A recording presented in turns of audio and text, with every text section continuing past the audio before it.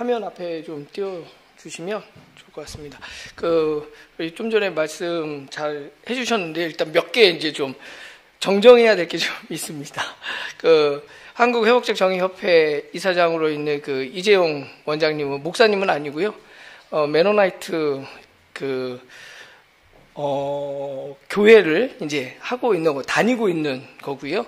그래서 이제 메노나이트 이제 특징이 이제 그렇게 목회자가 또 없기도 하기 때문에 거기에서 이제 피스빌딩 듣고 하는 그런 분위기가 아니라, 설교하는 분위기가 아니라, 함께 이야기를 나누는 그런 분위기라는 거죠.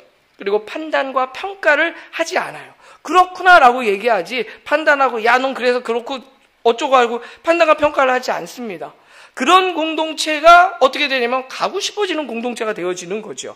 그렇게 될 때 그 공동체가 재밌는 공동체, 내가 가고 싶은 공동체, 이렇게 되는 것 같아요.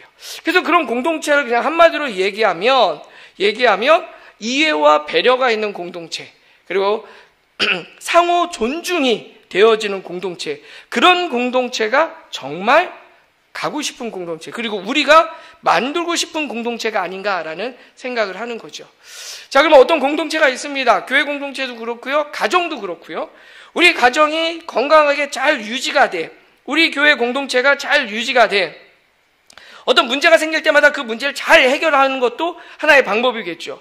그리고 또 그 공동체를 유지하기 위해서 아주 치밀하게 이렇게 쫙 규칙들을 정해놓고 그 규칙대로 따라가도 공동체가 건강하게 유지가 될 거예요.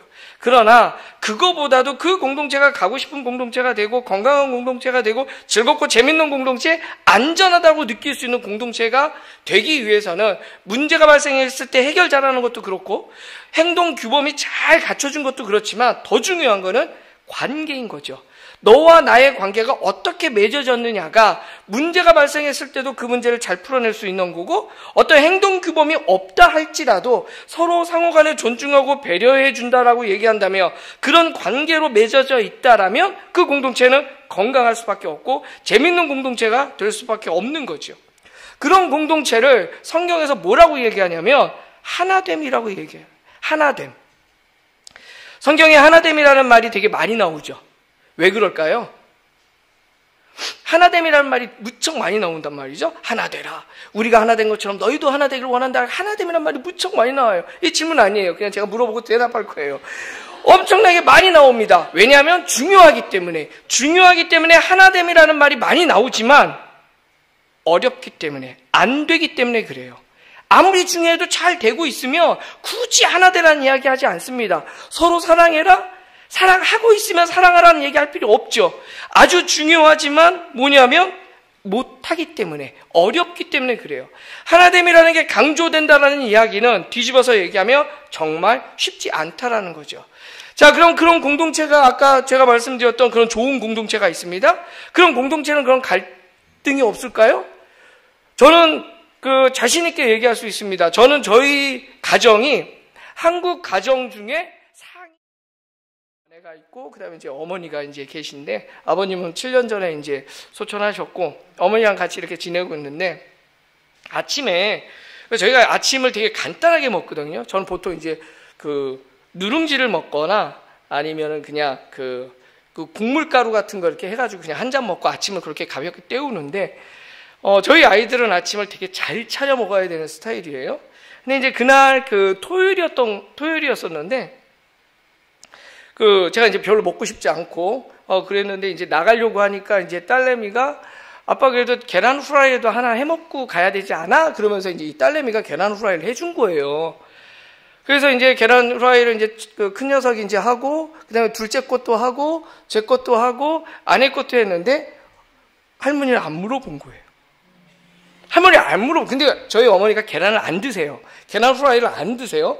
그리고 어쩌다가 드셔도 이게 완전히 익어야 돼요. 완숙이 돼야 되는데, 그러니까 이제 저희는 다 반숙을 좋아하고, 그러니까 우리 큰 녀석이 당연히 할머니는 안 드실 거니까 안 여쭤본 거죠. 야, 아시네요. 예. 이제 안 드시지만 안 여쭤본 게 이제 문제가 된 거예요. 여쭤봐도 분명히 안 드신다고 그럴 텐데 물어보지 않고 지네들끼리 먹는다, 이건 거죠. 그래가지고 이제 저는 이제 바빠서 나가는데 이제 어머니가 이제 좀 마음이 상하신 거예요. 그 상하신 걸 이제 표현을 하신 거죠. 그거를 하고서 이제 제가 이렇게 나가는데 하루 종일 찜찜한 거죠. 저희 어머니가 또 그리고 방송으로 막 나가는 건가요?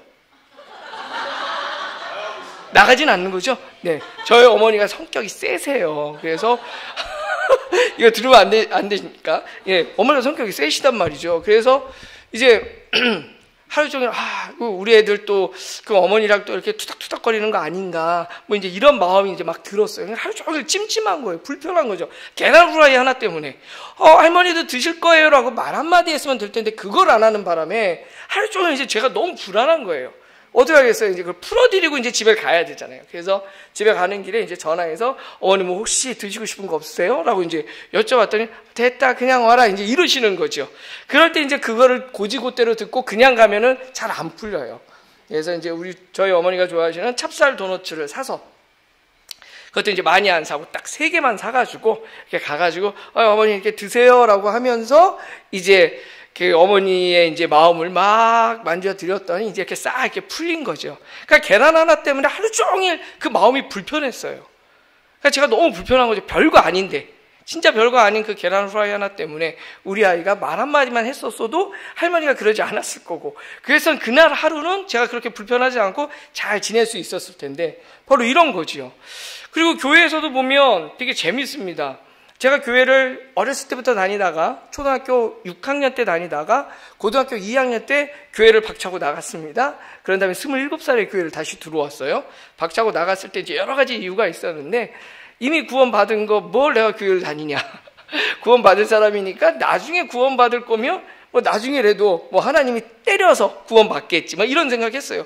그런데 내가 구원받은 사람이 아닌데 열심히 교회 다녀봐야 너 아니야 이러면 꽝이잖아요. 그래서 막 계산을 해보니까 교회를 안 가고 노는 게 이익이다 라는 생각을 제가 한 거죠. 그래서 고등학교 2학년 때 이제 교회를 딱 떠나서 갔다가 27살에 믿음이 좋아서 들어온 건 아니고 왠지 그냥 교회를 좀 다녀봐야 되겠다라는 마음이 들어서 이제 교회를 갔습니다. 교회를 가서 이렇게 딱 보는데 저 이제 27살에 이제 청년으로 들어간 거죠, 다시. 그래서 이렇게 보니까 교회 아이들이, 교회 청년들이 이렇게 모여서 순이라고 불렀는데, 순모임을 하는데, 콜라에 과자 몇 개 갖다 놓고 너무 즐겁게 웃고 떠드는 거예요. 근데 저한테 그게 문화적 충격이었어요. 그때 이제 그 27살에 교회로 다시 가기 전에 이제 뭐 보통의 일반 교회 안 다니는 친구들하고 똑같은 생활을 했으니까 대학교 친구들이랑 부어라 마셔라 술 마시고 뭐 이러고 막 놀고 술이 없으면 즐겁지 않은 그런 문화였단 말이죠. 그리고 속 얘기를 하려고 그러면 술 한잔 앞에다 갖다 놓고 마시면서 속 얘기를 해야 되고 그런 문화였는데 얘네들은 이상한 애들이 시커먼 애들이 앉아가지고 콜라에다가 새우깡 갖다 놓고 막 웃고 떠드는데 그게 이해가 안 된 거예요. 얘네들은 이게 왜 좋지? 뭐가 즐겁다고 얘네들이 이렇게 즐거울까? 콜라를 먹으면서 사이다 먹으면서 우리야 뭐 술 한잔 하면서 속 얘기도 하고 막 으아 이렇게 하는데 얘네들은 그런 거 없이 너무 즐거운 거예요. 그래서 그게 되게 궁금해서 야 교회를 다녀봐야 되겠다. 청년부를 한번 다녀봐야 되겠다. 그래서 이제 그때부터 사실은 또 청년부를 다니게 된 거죠. 그리고 교회에서 만난 분들 보니까 되게 친밀하고 되게 사이가 좋아 보이는 거예요. 그래서 이 사람들이 왜 이렇게 친밀하고 사이가 좋을까? 그리고 늘 이렇게 웃을까?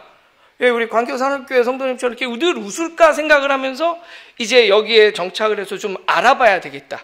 그러니까 하나님에 대해서 알아본다기보다 이 사람들이 만나서 웃고 떠들고 노는데 제가 알고 있었던 경험했던 세상적인 그런 방식이 아니더라는 거죠. 그래서 궁금해서 그걸 알아보고 싶었어요.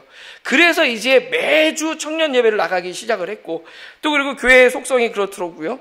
그럼 몇 주 이렇게 꾸준히 다녔더니 갑자기 제가 믿음 좋은 사람처럼 이렇게 보이기도 하고 그때가 연말이었는데 연말에 제가 이제 그러면서 이제 제가 이제 그때 학원 강사였었는데 학원에서 이제 그 물리를 가르치고 있었는데 내가 중학교 교사나 좀 한번 해볼까? 라는 아주 그냥 지나가는 말로 교사 한번 해볼까? 이러고 그냥 지나갔는데 그 다음 주에 중등부 그 전도사님이 전화하셔가지고 교사 하신다면서요? 이러고 저한테 전화한 거예요. 이게 교회가 엄청나게 또 말이 빠르구나. 그걸 이제 거기서 또 이제 느낀 거죠. 저는 그냥 교사나 한번 해볼까? 그냥 진짜 아무 생각 없이 지나가는 말로. 교회를 다시 다니기 시작한 지 한 6개월밖에 안 된 사람인데 그냥 지나가면서 그 말을 했는데 이게 이렇게 하더니 그 다음 주에 그래서 중등부 전도사님이 전화하셨어요. 저한테. 한번 만나자고. 교사하신다고 소식을 들었다. 중등부에. 그러고서 그때 이제 제가 또 말을 잘 들어서 네, 일단 한번 뵙겠습니다 하고 갔더니, 그래서 저는 이제 못한다고 그러려고 갔는데 저의 손을 딱 잡더니 하나님 우리 중등부에 좋은 선생님을 보내주셔서 감사합니다라고 하면서 공과책을 딱 주시니 빼도 박도 못하는 거죠. 야, 이게 교회라는 데가 진짜 이상한 데구나. 애들이 막 그냥 막 웃기도 하고 막 이러더니 말 한마디 했는데 쫙 퍼지더라. 근데 그걸 되게 기분 나빠 생각할 수도 있었을 텐데 저는 그게 이제 기분 나쁘지 않았어요. 되게 신기하다, 재밌다, 더 교회를 알아봐야 되겠다라는 생각이 이제 들었던 거죠. 어떻게 보면 이제 그게 이제 또 은혜였던 것 같은데, 그러니까 교회 청년들이나 교회 분들을 이렇게 보면 되게 즐겁고 재밌게 노는 것 같아요. 술이나 이런 게 없음에도 불구하고. 그래서 그 정체를 알고 싶었고, 또 하나 얼마 전에 제가 이제 저녁을 안 먹습니다. 저녁을 잘 안 먹는 편인데 저녁 한 9시쯤에 우리 둘째가 공부하고 와가지고 배가 되게 고프다고 그래서 그러면 우리 라면을 하나 끓여서 4명이 한 젓가락씩 먹자. 이제 그랬어요. 그래서 이제 라면을 하나 끓여서 정말로 한 젓가락씩 먹고 있는데, 그러면서 오늘 어떻게 지냈고 이러는데 너무 즐겁게 우리가 웃고 있다라는 걸 순간 발견을 한 거예요. 그 딸 둘과 아내랑 저랑. 그냥 라면 한 그릇 갖다 놓고 옆에 김치 하나 갖다 놓고 먹으면서 막 너무 즐겁고 해피하게 하고 있더라는 거예요. 야, 우리 되게 행복하다라는 생각을 했어요. 그래서 우리 딸한테 아빠는 지금 되게 행복하게 느껴지는데 너희들은 어떠니? 그랬더니 자기들도 행복하다는 거예요. 그래서 아까 얘기했던 그 잠언의 말씀이 진짜구나. 이 화목하다라는 말, 화목하다라는 거, 이게 결국은 영혼의 진수성찬이구나라는 생각을 하게 된 거죠. 영혼의 진수성찬, 화목이라는 거. 그래서 그런 공동체들을 조금씩 경험을 하고 이제 그러면서 교회를 좀 열심히 다녔더니, 그리고 이제 성경 공부를 하고 싶어서 성경 공부를 했는데, 성경에서 이제 궁금한 것들이 생기잖아요. 그걸 이제 물어봤는데 대답을 잘 안 해주시더라고요. 제가 물어본 것들이 이제 조금 대답하기 좀 어려운 것들이기도 했고, 그래서 그냥 믿어라 자꾸 이런 얘기를 하기에 제가 초등학교 때 그것 때문에 뛰쳐나갔는데 다시 뛰쳐나갈 수는 없으니 성경을 공부해야 되겠다라는 생각을 했습니다. 그래서 성경을 공부하려면 대학원 가면 공부해야겠지. 그리고서 아무 생각 없이 이제 신학대학원을 간 거고요. 그래서 신학대학원을 가가지고 결국은 이제 이 목사라는 자리까지 오게 된 건데, 이제 그거는 나중에 기회가 되면 또 이제 어떻게 가게 되는지는 나중에 말씀드리겠습니다. 정말 웃기지 않게 가게 된 건데, 그건 나중에 말씀드리고요. 어쨌든 이 교회 공동체에서 경험했던 그 소소한 것들, 그리고 제 일상에서 경험했던 그 소소한 것들을 제가 보면서 정말로 교회 공동체, 그 교회뿐만이 아니라 가정도 그렇고, 그리고 내가 다니는 학교도 그렇고, 직장도 그렇고, 사람들이 만나는 이 공동체가 즐겁고 재밌으면 좋겠다라는 생각을 계속해서 한 거예요. 그럼 어떻게 하면 좋을까라고 했는데, 그 공동체들이 즐겁고 재밌는 공동체를 보니까 특징이 있더라고요. 어떤 특징이 있냐면, 여러분도 한번 어떤 소모임이 있는데 내가 거길 꼭 가고 싶어. 거기에 왜 가고 싶은지 한번 스스로 한번 생각해 보세요. 그런데 꼭 뭐가 있냐면 공통점이 있어요. 거기 가가지고 거기가 그렇게 왜 좋아요? 라고 물어보면 대부분의 사람들이 말이 잘 통해요 라는 이야기를 해요. 말이 잘 통한다는 얘기를 하더라는 거죠.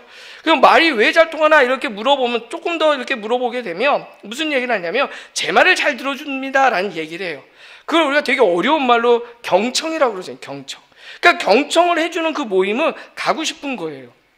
그리고 또 거기 가면은 내가 슬퍼서 위로받고 싶으면 위로해주고, 또 내가 뭐 때문에 화가 났다라고 얘기해주면 화가 났구나라고 받아준다라는 거죠. 그러니까 그 공동체에서 감정 표현이 되게 자유로운 거예요. 어떤 감정을 나타냈을 때 민망한 분위기가 일어나는 게 아니라, 또 그리고 내가 어떤 것 때문에 즐거워요, 좋은 일이 있어요 라고 얘기하면 정말로 같이 즐거워해 주더라는 거죠.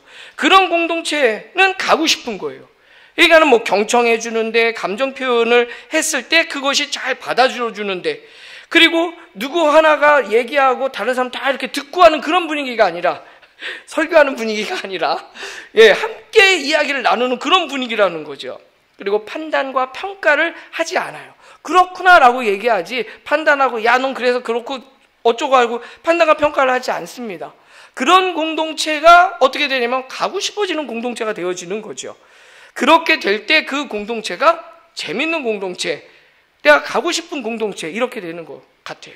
그래서 그런 공동체를 그냥 한마디로 얘기하면 이해와 배려가 있는 공동체, 그리고 상호 존중이 되어지는 공동체, 그런 공동체가 정말 가고 싶은 공동체, 그리고 우리가 만들고 싶은 공동체가 아닌가라는 생각을 하는 거죠.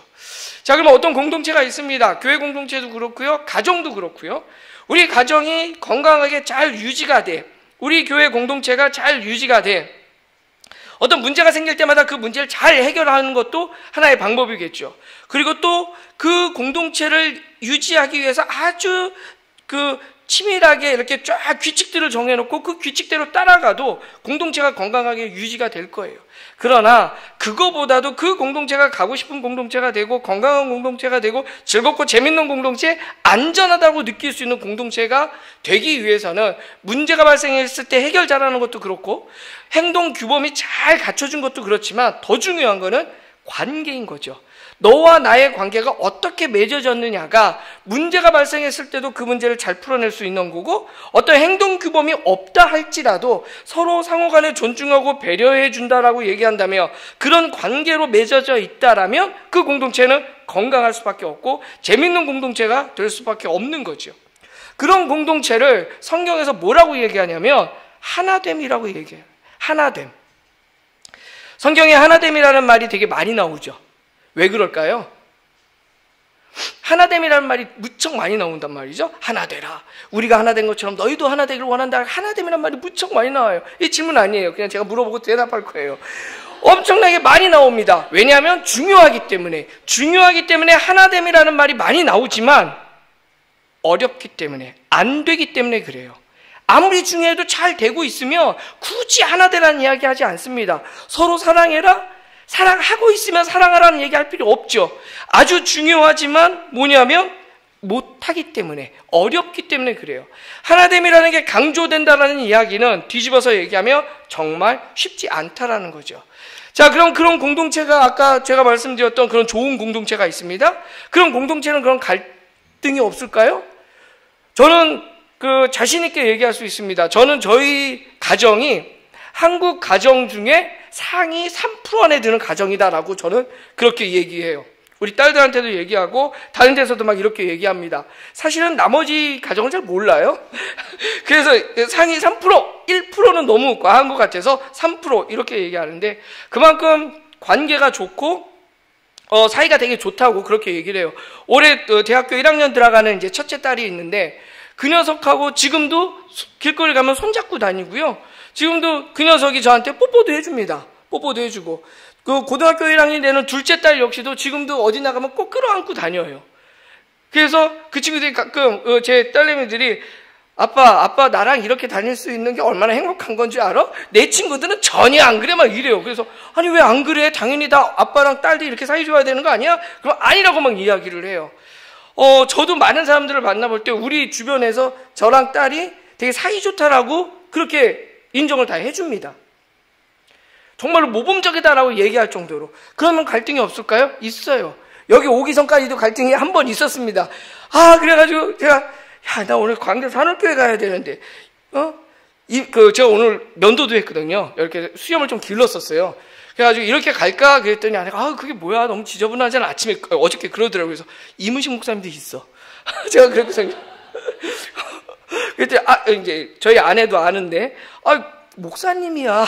이렇게 예전부터 그랬고 이렇게 덩치도 있고 막 이러시니까 그렇지만 자기는 안 어울려 막 이러더라고요. 그래서 오늘 아침 새벽에 이렇게 쫙 면도를 싹 하고 왔는데 어쨌든 갈등이 있었어요. 오늘 여기로 오는데. 그래서 기분 좋게 강의하고 이렇게 와야 되는데 갈등이 있어서 어떡하지? 막 이제 그런 그리고 이제 아직 안 풀려져 있어요. 왜냐하면 우리 딸내미랑 만나서 얘기를 해야 되는데 만나서 얘기를 못 하고 이제 제가 여기로 왔기 때문에 그래서 이제 집에 가서 이제 또 풀어야 되겠죠. 아무리 그렇게 상위 3%라고 제가 이렇게 이야기하지만 저희도 갈등이 있습니다. 저희 집에도 딸과 함께 그런 작은 갈등이 있어요. 사소한 갈등들이. 갈등이 존재하지 않는 공동체는 없습니다. 갈등이 없는 곳이 한 군데가 있어요. 제가 보니까 완벽하게 거긴 갈등이 없어요. 거기가 어디냐? 공동묘지예요. 갈등이 없어요. 그냥 자기 앞에 비석 하나씩 다 세워놓고 넌 왜 그렇게 유언했어? 이런 물도 안 물어봐요. 너 왜 죽었니도 안 물어봅니다. 아주 조용해요. 갈등이 없어요. 거기는. 공동묘지는 갈등이 없습니다. 또 뒤집어서 얘기한다면 갈등이 있다라는 건 생명이 있다라는 거죠. 살아있다라는 거예요. 생각이 있다라는 거죠. 그러기 때문에 갈등은 있어요. 항상 어느 공동체나 아무리 재밌고 좋은 공동체라도 갈등은 존재합니다. 그렇기 때문에 우리가 어떤 갈등이 생겼을 때 그 갈등을 없앤다, 말이 안 돼요. 없어질 수가 없어요. 요거를 해결했지만 여기서 또 뻥 터지죠. 또 요걸 해결하면 여기서 또 터집니다. 그래서 갈등은 끊임없이 우리에게 나타나요. 그럼 어떻게 해야 되느냐? 갈등 자체를 없애는 게 아니라 갈등이 생겼을 때 그 갈등을 보는 관점을 우리가 변화시켜야 되고, 그리고 그 갈등이 발생했을 때 그거를 평화적으로 바꾸는 구조를 만들어 놔야 된다는 거죠. 그래서 갈등이 일어났어도 어떻게 우리 갈등이야 그러고서 회피하거나 도망가는 게 아니라 그 갈등을 그대로 직면하고 그 갈등을 평화로운 방식으로 해결해 나가는 거. 그래야 공동체가 계속해서 건강하게 유지되어질 수 있는 거죠. 그런데 이게 쉬울까요? 어렵습니다. 진짜 어렵습니다. 자, 그러면은 이러한 주님께서도 우리에게 하나 되라고 말씀을 하셨고, 그리고 이러한 갈등이 우리 공동체, 내 사랑하는 공동체에서 갈등이 있는데 이 갈등을 그러면 어떻게 평화적으로 바꿔갈 건가? 이 역할을 과연 누가 할 건가라는 거죠. 누가 할 건가? 제가요. 늘 그래요. 제가 했으면 좋겠습니다. 우리 친구들이랑 학교 가가지고 서클이나 이런 걸 할 때 우리 누가 먼저 한번 이야기를 해볼까? 그러면 친구들이 제가요! 뭐 이제 다 그래요. 그럼 제가 이제 그 친구한테 이제 이야기하는 토킹 스틱을 이제 그 친구한테 주는데 누가 과연 이걸 할 것이냐라는 거죠. 그리고 누가 할 것이냐가 끝났으면 이걸 어떻게 할 것인가? 이걸 우리가 살펴봐야 되는 거죠. 과연 누가 할 것이냐라고 얘기했을 때 누가 얘기할까요? 누가 해야 될까요? 이 평화로 만들어가는 갈등이나 이런 것들이 발생했을 때 이 공동체에서 이 공동체를 평화롭고 안전하고 건강한 공동체를 만들어가는 역할은 누구에게 주어졌을까요? 모든 사람에게 주어진 거죠. 그러나 특별히 성도인 하나님의 자녀에게 주어졌다라고 저는 믿습니다. 평화를 이루는 사람은 복이 있다라고 얘기를 하죠. 하나님이 그들을 자기의 자녀라고 부르실 거다라고 이야기를 하셨어요. 예수님께서 마태복음 5장 9절에 산상수훈을 말씀하시면서 바로 이 말씀을 하셨습니다. 평화를 이루는 사람은 복이 있다. 하나님이 그들을 자기의 자녀라 할 것이다 라고 얘기했단 말이죠. 그렇다면 우리가 말끝마다 하나님의 자녀라고 이야기한다면 당연히 우리가 평화를 이루는 사람이 돼야 된다는 거예요.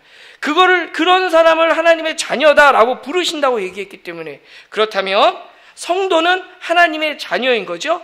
그러면 하나님의 자녀는 평화를 빚는 사람이어야 된다는 얘기예요. 논리적으로 틀리면 말씀해 주십시오. 예, 틀리면 틀렸다고 말씀해 주십시오. 네, 아무 말씀도 안 하시는 거 보니 맞는 것 같습니다. 예, 하나님의 자녀? 그렇다면 평화를 빚는 사람들. 다른 말로 얘기하면 그렇게 얘기해야 된다는 거죠.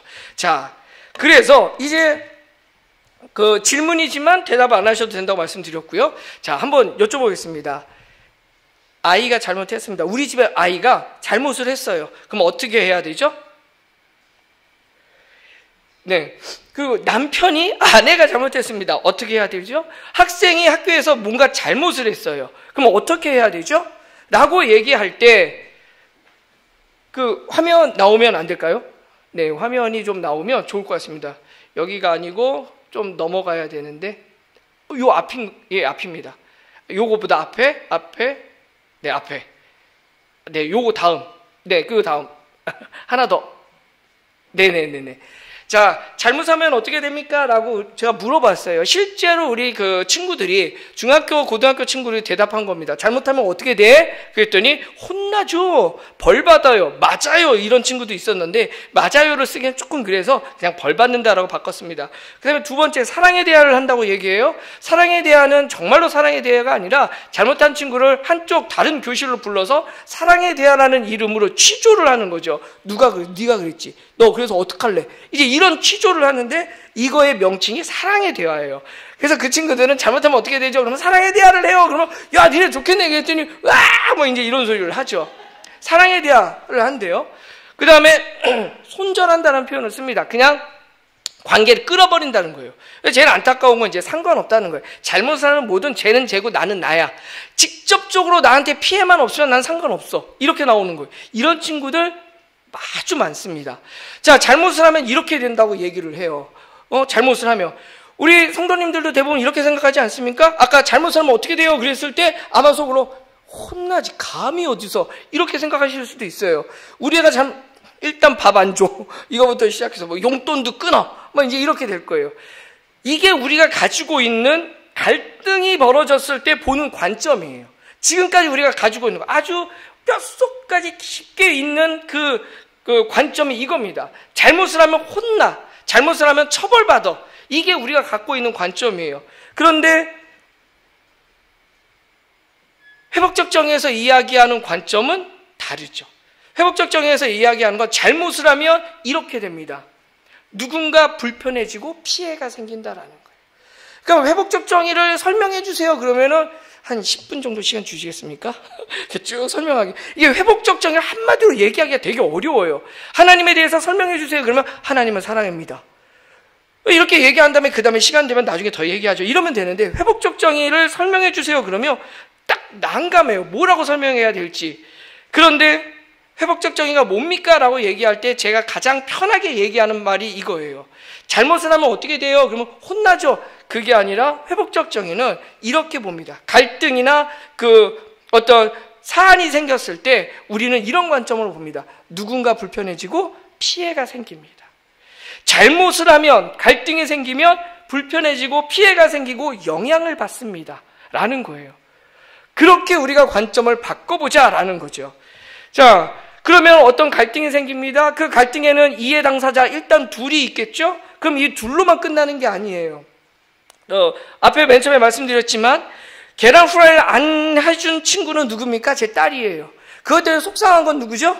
저희 어머니였어요. 우리 딸에게 이제 할머니가 된 거죠. 그러면 이 문제에 의해서 갈등의 당사자라고 얘기한다면 우리 딸내미하고 첫째 딸내미하고 그다음에 어머니인 거죠. 그런데 그것 때문에 누가 불편합니까? 마음이? 둘도 불편하겠지만 제가 불편합니다. 저는 당사자 아닌데도 불편해요. 왜요? 같은 공동체 안에 들어있으니까. 같은 공동체 안에 있으니까 그게 불편한 거예요. 저는. 와, 아이하고 아빠하고 막 싸웠어요. 엄마는 그거하고 상관없어요. 아이하고 아빠가 막 싸웠네? 엄마는 밖에 나가서 야 신난다 하고 놀기가 어렵죠. 막 그렇게 하다가도 야 내가 지금 뭐 하는 거야? 지금 우리 딸하고 아빠는 사이가 안 좋은데 그래서 마음 불편해지는 거죠. 그래서 갈등이 생기면 가해자 양쪽의 피해와 가해 이 둘뿐만이 아니라 그거로 영향을 받는 사람들이 생기는 거예요. 교회가 어떤 문제가 생기면 그 문제의 당사자만 힘듭니까? 아니요. 교회 전체가 힘들죠. 왜? 공동체니까.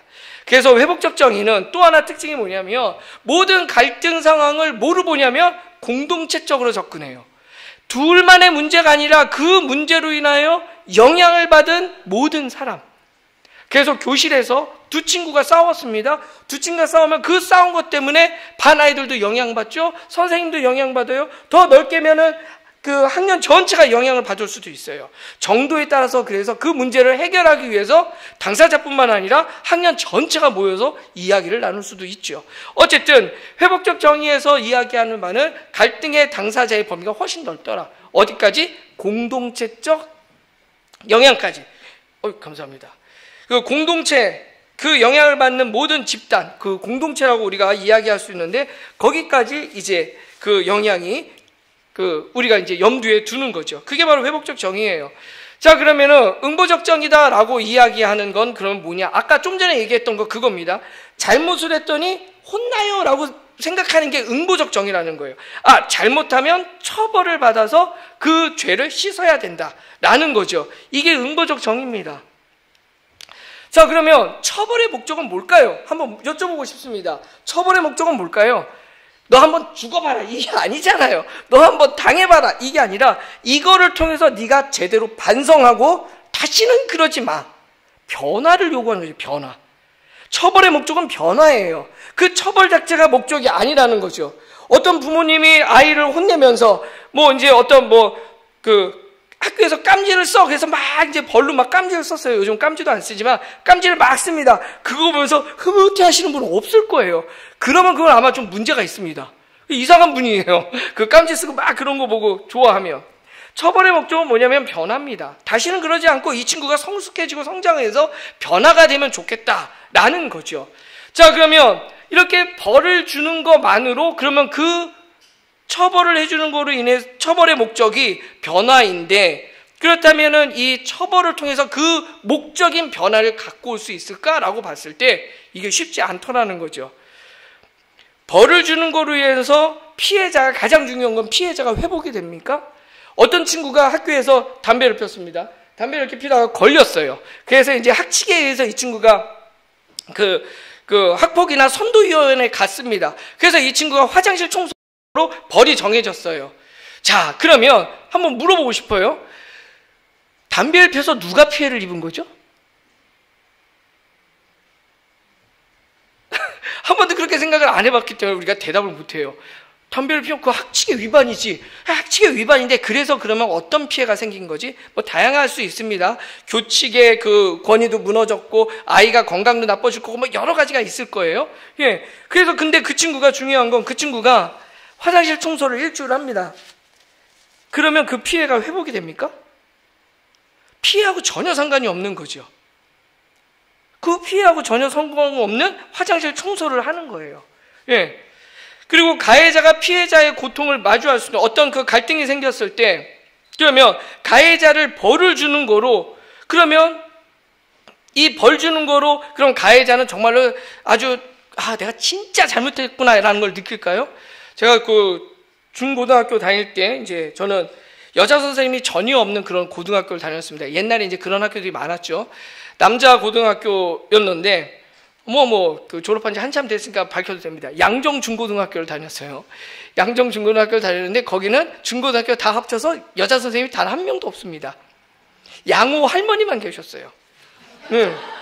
양호 선생님도 아니고 양호 할머니였어요. 연세 드신 분만 계셨고, 나머지 다 남자입니다. 그러니까는 뭐 잘못하면은 팬티바람에 운동장을 돌렸어요, 그때. 예. 막 이렇게 막 돌리고 그랬습니다. 그리고 선생님이 이제 저한테 물어보시거든요. 들통났네요. 네, 저한테 물어봐요. 너 몇 대 맞을래? 막 이런 거 물어봐요. 그럴 때 말 되게 잘해야 됩니다. 한 대요. 이랬다면 큰일 나죠. 한 대? 예, 그럼 한 10대 분량의 그 파워로 이제 맞게 되죠. 그 보통 그래서 몇 대로 얘기하냐면 3대를 얘기합니다. 한국 사람들이 3이라는 숫자를 좋아하는 건 거기서부터 유래되지 않았나라는 생각도 하는데 3이라는 숫자를 하죠. 그럼 이제 적당히 이제 이렇게 맞고 들어와요. 자, 제가 어떤 잘못을 저질렀습니다. 그래서 이렇게 3대를 맞았어요. 그럼 제가 3대를 맞으면서 어떤 생각을 할까요? 저 친구한테 진짜 미안하다. 나 때문에 저 친구 얼마나 힘들었을까. 내가 2번 다시 안 그래야지 하고 맞는 게 아니라 재수없어 걸려가지고 이런 마음이 든다는 거예요. 그러니까 가해자를 처벌하는 거가 필요 없다는 게 아니라 처벌을 하는데 그 처벌 자체가 이 피해를 받은 친구의 고통을 내가 마주하고 그거를 내가 인식하고 정말로 마음에 미안한데 라는 마음이 드는 게 아니라 오히려 재수없어서 걸렸네, 다시는 걸리지 말아야지, 누가 꼰질렀어, 그 짜증나, 이런 거리 쫙 올라오는 거죠. 예, 그렇게 올라와요. 그래서 이게 처벌을 하지 말자는 게 아니라 처벌을 했더니 우리가 원했던 변화가 아니라 오히려 역효과가 나더라라는 거죠. 예. 그리고 그렇게 맞으면 2번 다시 안 하나요? 아니요. 안 걸리게 조심스럽게 이제 진행을 하게 되는 거죠. 그러니까 재발 방지에도 딱히 그렇게 효과가 있는 것 같지 않더라는 거예요. 이 응보적 정의라고 얘기하는 처벌, 잘못하면 처벌하자, 이런 관점 자체가. 그래서 이 관점과 다르게 우리가 한번 바라보자라는 거죠. 잘못된 행동이 발생했을 때 누가 그랬어? 이게 아니라 영향과 그 피해를 받은 대상이 누구인지 우리가 한번 보자라는 거죠. 그리고서 그 피해를 우리가 어떻게 회복해야 될까를 고민해 보자라는 거예요. 그리고 그 과정을 통해서 이 친구가 자발적으로 자신이 책임질 수 있게끔 이끌어내자. 그리고 그 문제를 개인이 아니라 영향을 받은 모두 공동체가 함께 이 문제를 해결해 보자라는 거. 그게 바로 뭐냐면 저기에 나와 있는 대로 화면에 저만 보이는데 그 화면에 나와 있는 것처럼 그게 바로 이제 회복적 정의, 이렇게 우리가 이야기를 할 수가 있습니다. 자, 그래서 이렇게 관점이 달라지면요, 뭐가 달라질까요? 어떤 갈등을 바라보는 관점이 달라지면 질문이 달라집니다. 우리가 어떤 일이 딱 쨍그랑하고 부엌에서 접시가 떨어지는 소리가 들렸어요. 그럼 우리가 제일 먼저 뭐 하죠? 누구야? 무슨 일이야? 이제 이거부터 이제 따지죠. 근데 요즘에는 이제 많이 변했어요. 그래가지고 다친 데는 없어? 이거부터 이제 물어보죠. 다친 데는 없어? 예, 이를 딱 깨물고 이제 물어봅니다. 예, 물어는 보자라는 얘기를 워낙 이제 많이 들었으니까 다친 데 없어? 예, 내가 하지 말랬지? 이제 그 다음에 나오는 게 이거죠. 하지 말랬지 그러니까 그럴 줄 알았어. 그러면서 이제 뭐 존재도 비난하고 이제 그렇게 되는데, 그래서 회복적 정의는요, 이렇게 관점이 달라지면 질문이 이제 좀 달라져요. 무슨 일이 있었니? 라는 거죠. 몰라서 묻는 게 아니에요. 몰라서 묻는 게 아니라 알지만 너 입장에서 너가 한번 이야기 한번 해봐 이거예요. 무슨 일이 있었니? 라는 거죠. 그럼 이거는 가해자 피해자에게 다 물어봅니다. 무슨 일이 있었니? 그러면은 이제 피해자는 피해자 입장에서 쭉 얘기하고 가해자는 가해자 입장에서 이야기를 하죠. 얘를 A가 B를 때렸는데 무슨 일이 있었니라고 물어보니까 A가 제가 B를 때렸어요가 아니라 어디부터 얘기할까요? 그날 아침에 집에서 나올 때 엄마한테 엄청난 잔소리를 듣고 들어온 것부터 이야기를 하겠죠. 그래서 기분이 나빴고 이랬었는데 제가 나를 건드려서 때렸어요. 그러니까 때린 거를 잘했다라고 얘기해 주는 게 아니에요. 그거에 동의해 주는 게 아니라 네가 이런 맥락이 있었구나라고 들어주는 건 거죠. 동의해 주는 게 아니에요. 그래서 잘 때렸다가 아니에요. 때린 건 분명히 잘못한 거죠. 잘못한 건 잘못한 거고. 예. 그래서 이 친구에게 이제 그렇게 물어보는 거죠. 그래서 관점이 바뀌면 질문이 바뀝니다. 그래서 첫 번째, 어떤 일이 있었니? 라고 물어보는 거예요. 그리고 이거로 인하여 누가 지금 가장 힘들까를 물어보는 거죠. 피해자에게 다 물어봅니다. 예, 이걸 물어봐요. 그럼 이제 가해자에게 이걸 물어보면 어떻게 될까요? 그 B라는 친구가 좀 많이 힘들 것 같아요. 예, 이렇게 이제 나오게 되죠. 그러면 그 말을 나오기까지 자기 안에서 어떤 일이 있었는지, 어떤 잘못이 있었는지 이제 스스로 생각하게 되죠. 그러면서 자발적 책임 앞으로 이제 나아가게 됩니다. 그러면서 어떤 피해를 입었는지를 우리가 보게 되어지고, 그리고 그 피해를 우리가 그러면 어떻게 회복할 수 있겠니? 1차적인 책임은 너에게 있는데 너는 어떻게 책임을 지겠니? 그 책임을 위해서 어떤 도움이 혹시 필요하니?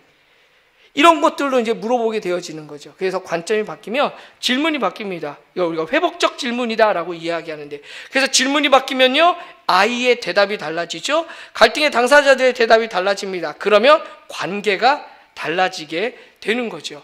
자, 그러면 이렇게 그 질문이 달라져서 대답이 달라지고 관계가 달라지게 되어지면 이제 어떻게 되냐면 평화로운 공동체로 갈 수 있는 거예요.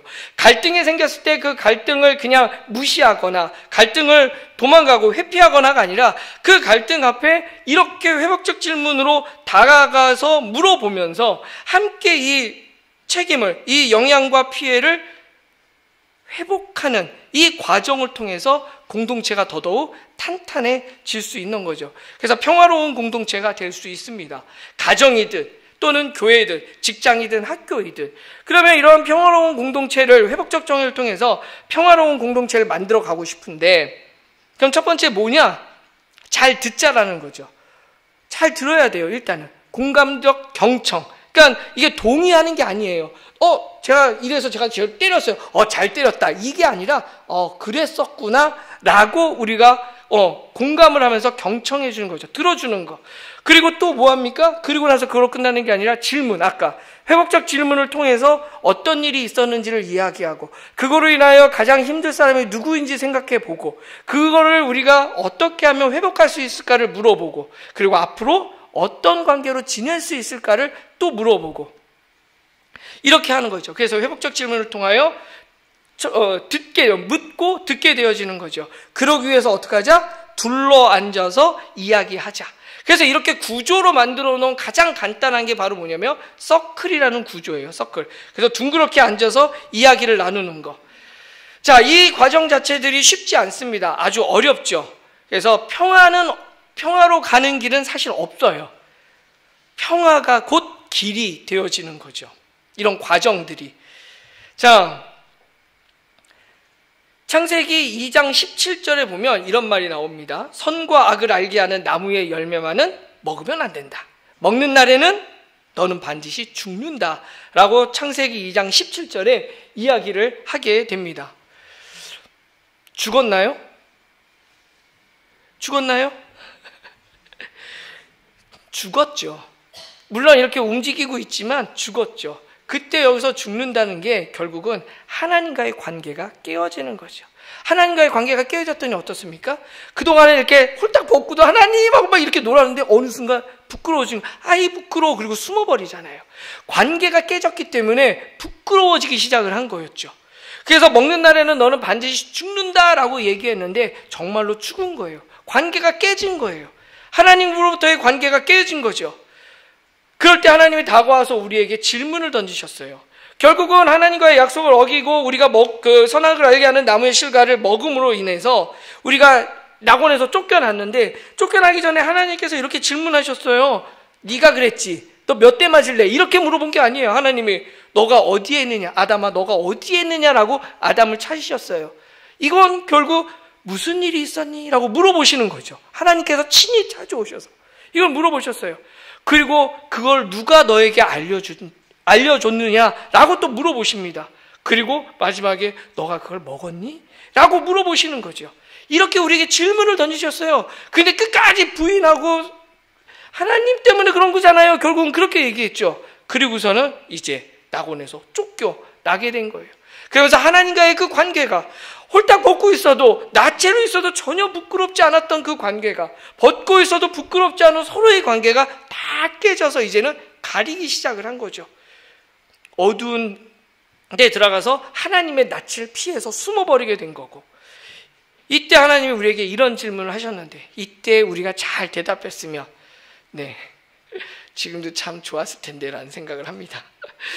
그런데 이것을 우리 하나님께서 예수 그리스도를 통해서 우리에게 회복시켜 주시는 거죠. 그래서 보면 에베소서에 있는 말씀인데, 그리스도는 우리의 평화이십니다 라고 그렇게 얘기를 하고요, 그분이 이 둘을 자기 안에서 하나의 새 사람으로 만들어서 평화를 이루셨고 하나님과 화해시키셨습니다 라고 이야기를 합니다.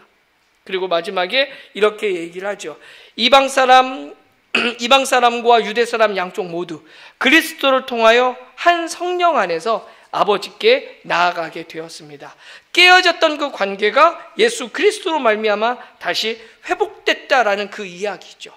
자, 그렇다면 아까도 하나님의 자녀는 평화를 빚어내는 사람들이다라고 마태복음의 이야기를 하면서 그 말씀을 드렸습니다.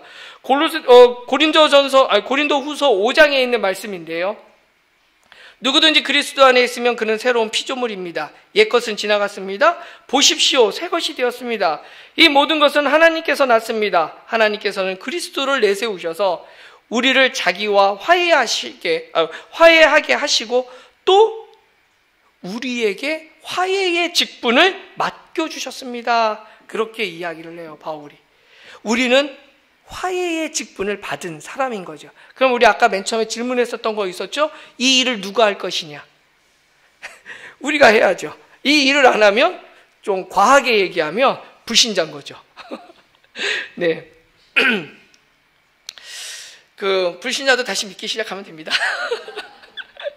그래서 구원받은 성도다라고 이야기하면 구원받았는데 뭐를 해야 되죠? 이거를 하면 됩니다. 화해의 직분이에요. 우리에게 주신 게 화해의 직분. 그래서 평화를 빚는 사람들, 우리는 모두 다 평화를 빚는 사람이고, 그리고 우리가 모여있는 이 교회는 평화를 빚는 거룩한 교회다라는 거죠. 그러기에 회복적 정의를 우리가 연습하고 훈련하고, 아까도 말씀드렸지만 하나 되면 쉽지 않습니다. 정말로 어려워요. 그러니까 성경마다 하나 되라 이야기하시는 거거든요. 어려워요. 그러니까 어떻게 해야 됩니까? 의지를 가지고 우리가 훈련해야 되고 연습해야 되는 거죠. 그리고 서로 하자 하고 격려해야 되는 거죠. 그래서 회복적 정의, 다른 데서 강의할 때는 창조적 시작 회복적 정의라는 제가 이름으로 이야기를 해요. 창조, 무에서 유를 만드는 건 너무나 어렵죠.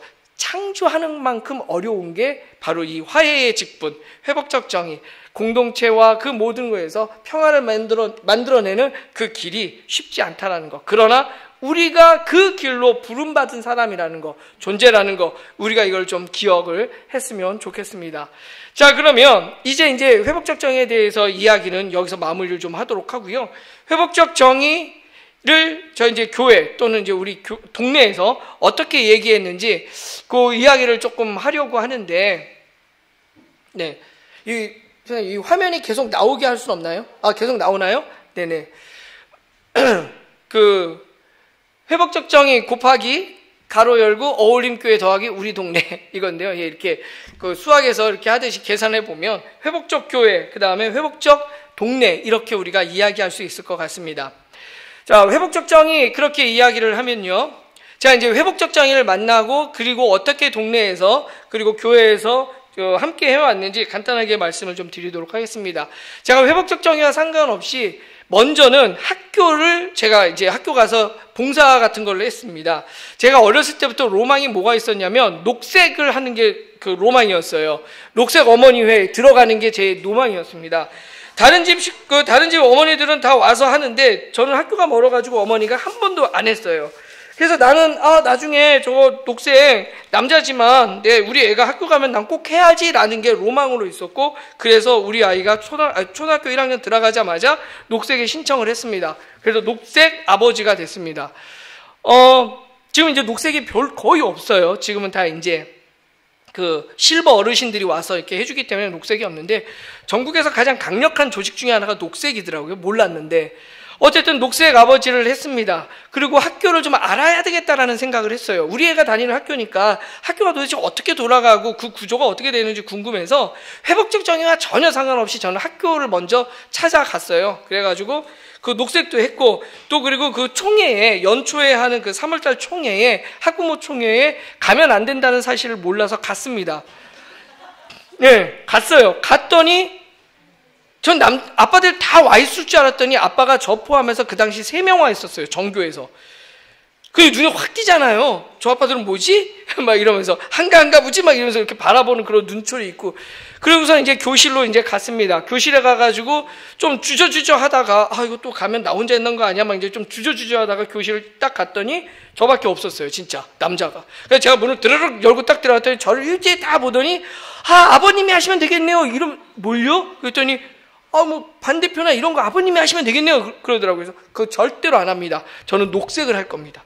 그래가지고 이제 녹색을 하고, 그때 녹색을 했더니 녹색만 따로 모이래요. 또 딴 데서. 그래서 거기를 갔더니 남자는 저밖에 없었어요. 그래서 거기서 녹색 회장이 됐습니다. 그게 이제 코가 딱 낀 거예요. 그래서 학교에 이제 코가 꼈어요. 그런데 저는 되게 좋았어요. 제가 하고 싶었던 거니까. 정말로 열심히 녹색을 갔고요. 그 비가 오거나 눈이 오면 담당하는 그 엄마한테 전화해가지고 제가 나갈 테니까 쉬세요. 왜냐하면 비 오거나 눈 오고 그러면 교통도 잘 모르시는 엄마가 오면 고생 많이 하잖아요. 그래서 이제 제가 늘 갔습니다. 그러면서 엄마들이랑 독서 모임을 하고 싶다라는 마음이 확 올라온 거예요. 그래서 엄마들한테 우리 독서 모임을 한번 해보면 어떨까요? 해가지고 엄마들이랑 독서 모임을 했습니다. 행복을 꿈꾸는 사람들. 그래서 줄여서 행꿈사라고 그래서 그 독서 모임을 시작을 했어요. 이 엄마들하고 즐겁게 월요일마다 만나가지고 막 이제 녹색하고, 그 다음에 이제 또 독서 모임도 이렇게 했습니다. 그렇게 이제 하면서 지내왔었고요. 그러다가 우리 딸내미가 초등학교 2학년 때 이제 제가 교회를 개척을 했어요. 2015년에 이제 개척을 했습니다. 교회 개척을 하면서 원래 이제 그 전부터 이제 모이기는 했었지만, 교회 개척을 하면서 그 일주일에 한 번밖에 예배 안 드리는데 이 공간을 그냥 우리가 얻는 건 너무 아깝지 않냐?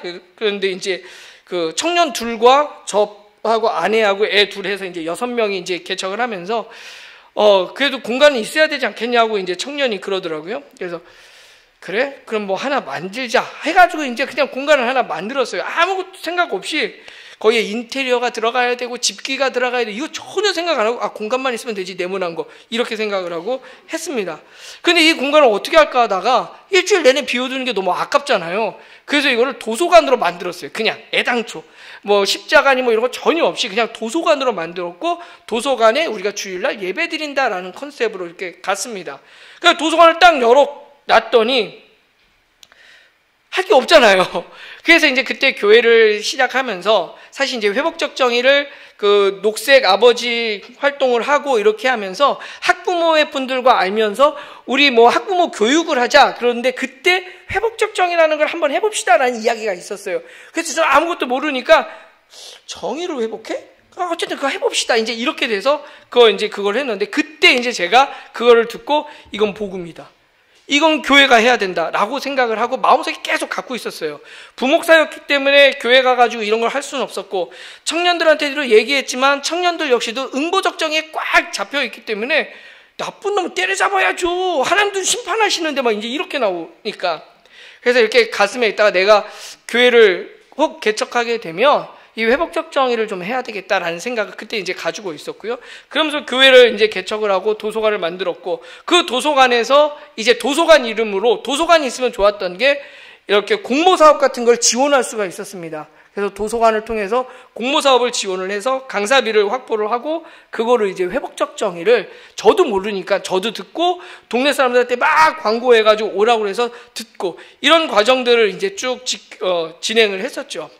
그렇게 한 2년 정도 진행을 하면서 학교는 계속해서 뭐 학부모회 또 활동도 하고, 운영위원도 활동을 하고, 학교폭력자치위원회에 들어가서도 활동도 하고, 그거를 작년까지 했습니다. 학교폭력자치위원회 활동을 작년까지 했고요. 운영위원회도 작년까지도 계속 했고, 그러니까 회복적 정의를 들으면서도 이제 그 활동을 계속해서 했고, 그러면서 학교에서도 학부모들과 함께 이런 것들을 좀 해야 되지 않겠습니까? 라는 이야기를 하려면 제가 운영위원회든 학부모회든 학교폭력자치위원회든 그런 데 들어가 있어야지 되니까, 그래서 들어가서 그런 활동들을 하면서 계속해서 우리 이런 거 같이 공부했으면 좋겠어요 라고 얘기를 하고, 도서관에서는 공모사업을 통해서 계속해서 회복적 정의 세미나나 이런 것들을 막 열었어요. 그렇게 열면서 한 명 한 명씩 이제 전도가 되는 거죠. 진짜 이거 해야 되겠는데 라는 사람들이 생기기 시작을 해서, 그래서 이제 그 단체를 만들었습니다.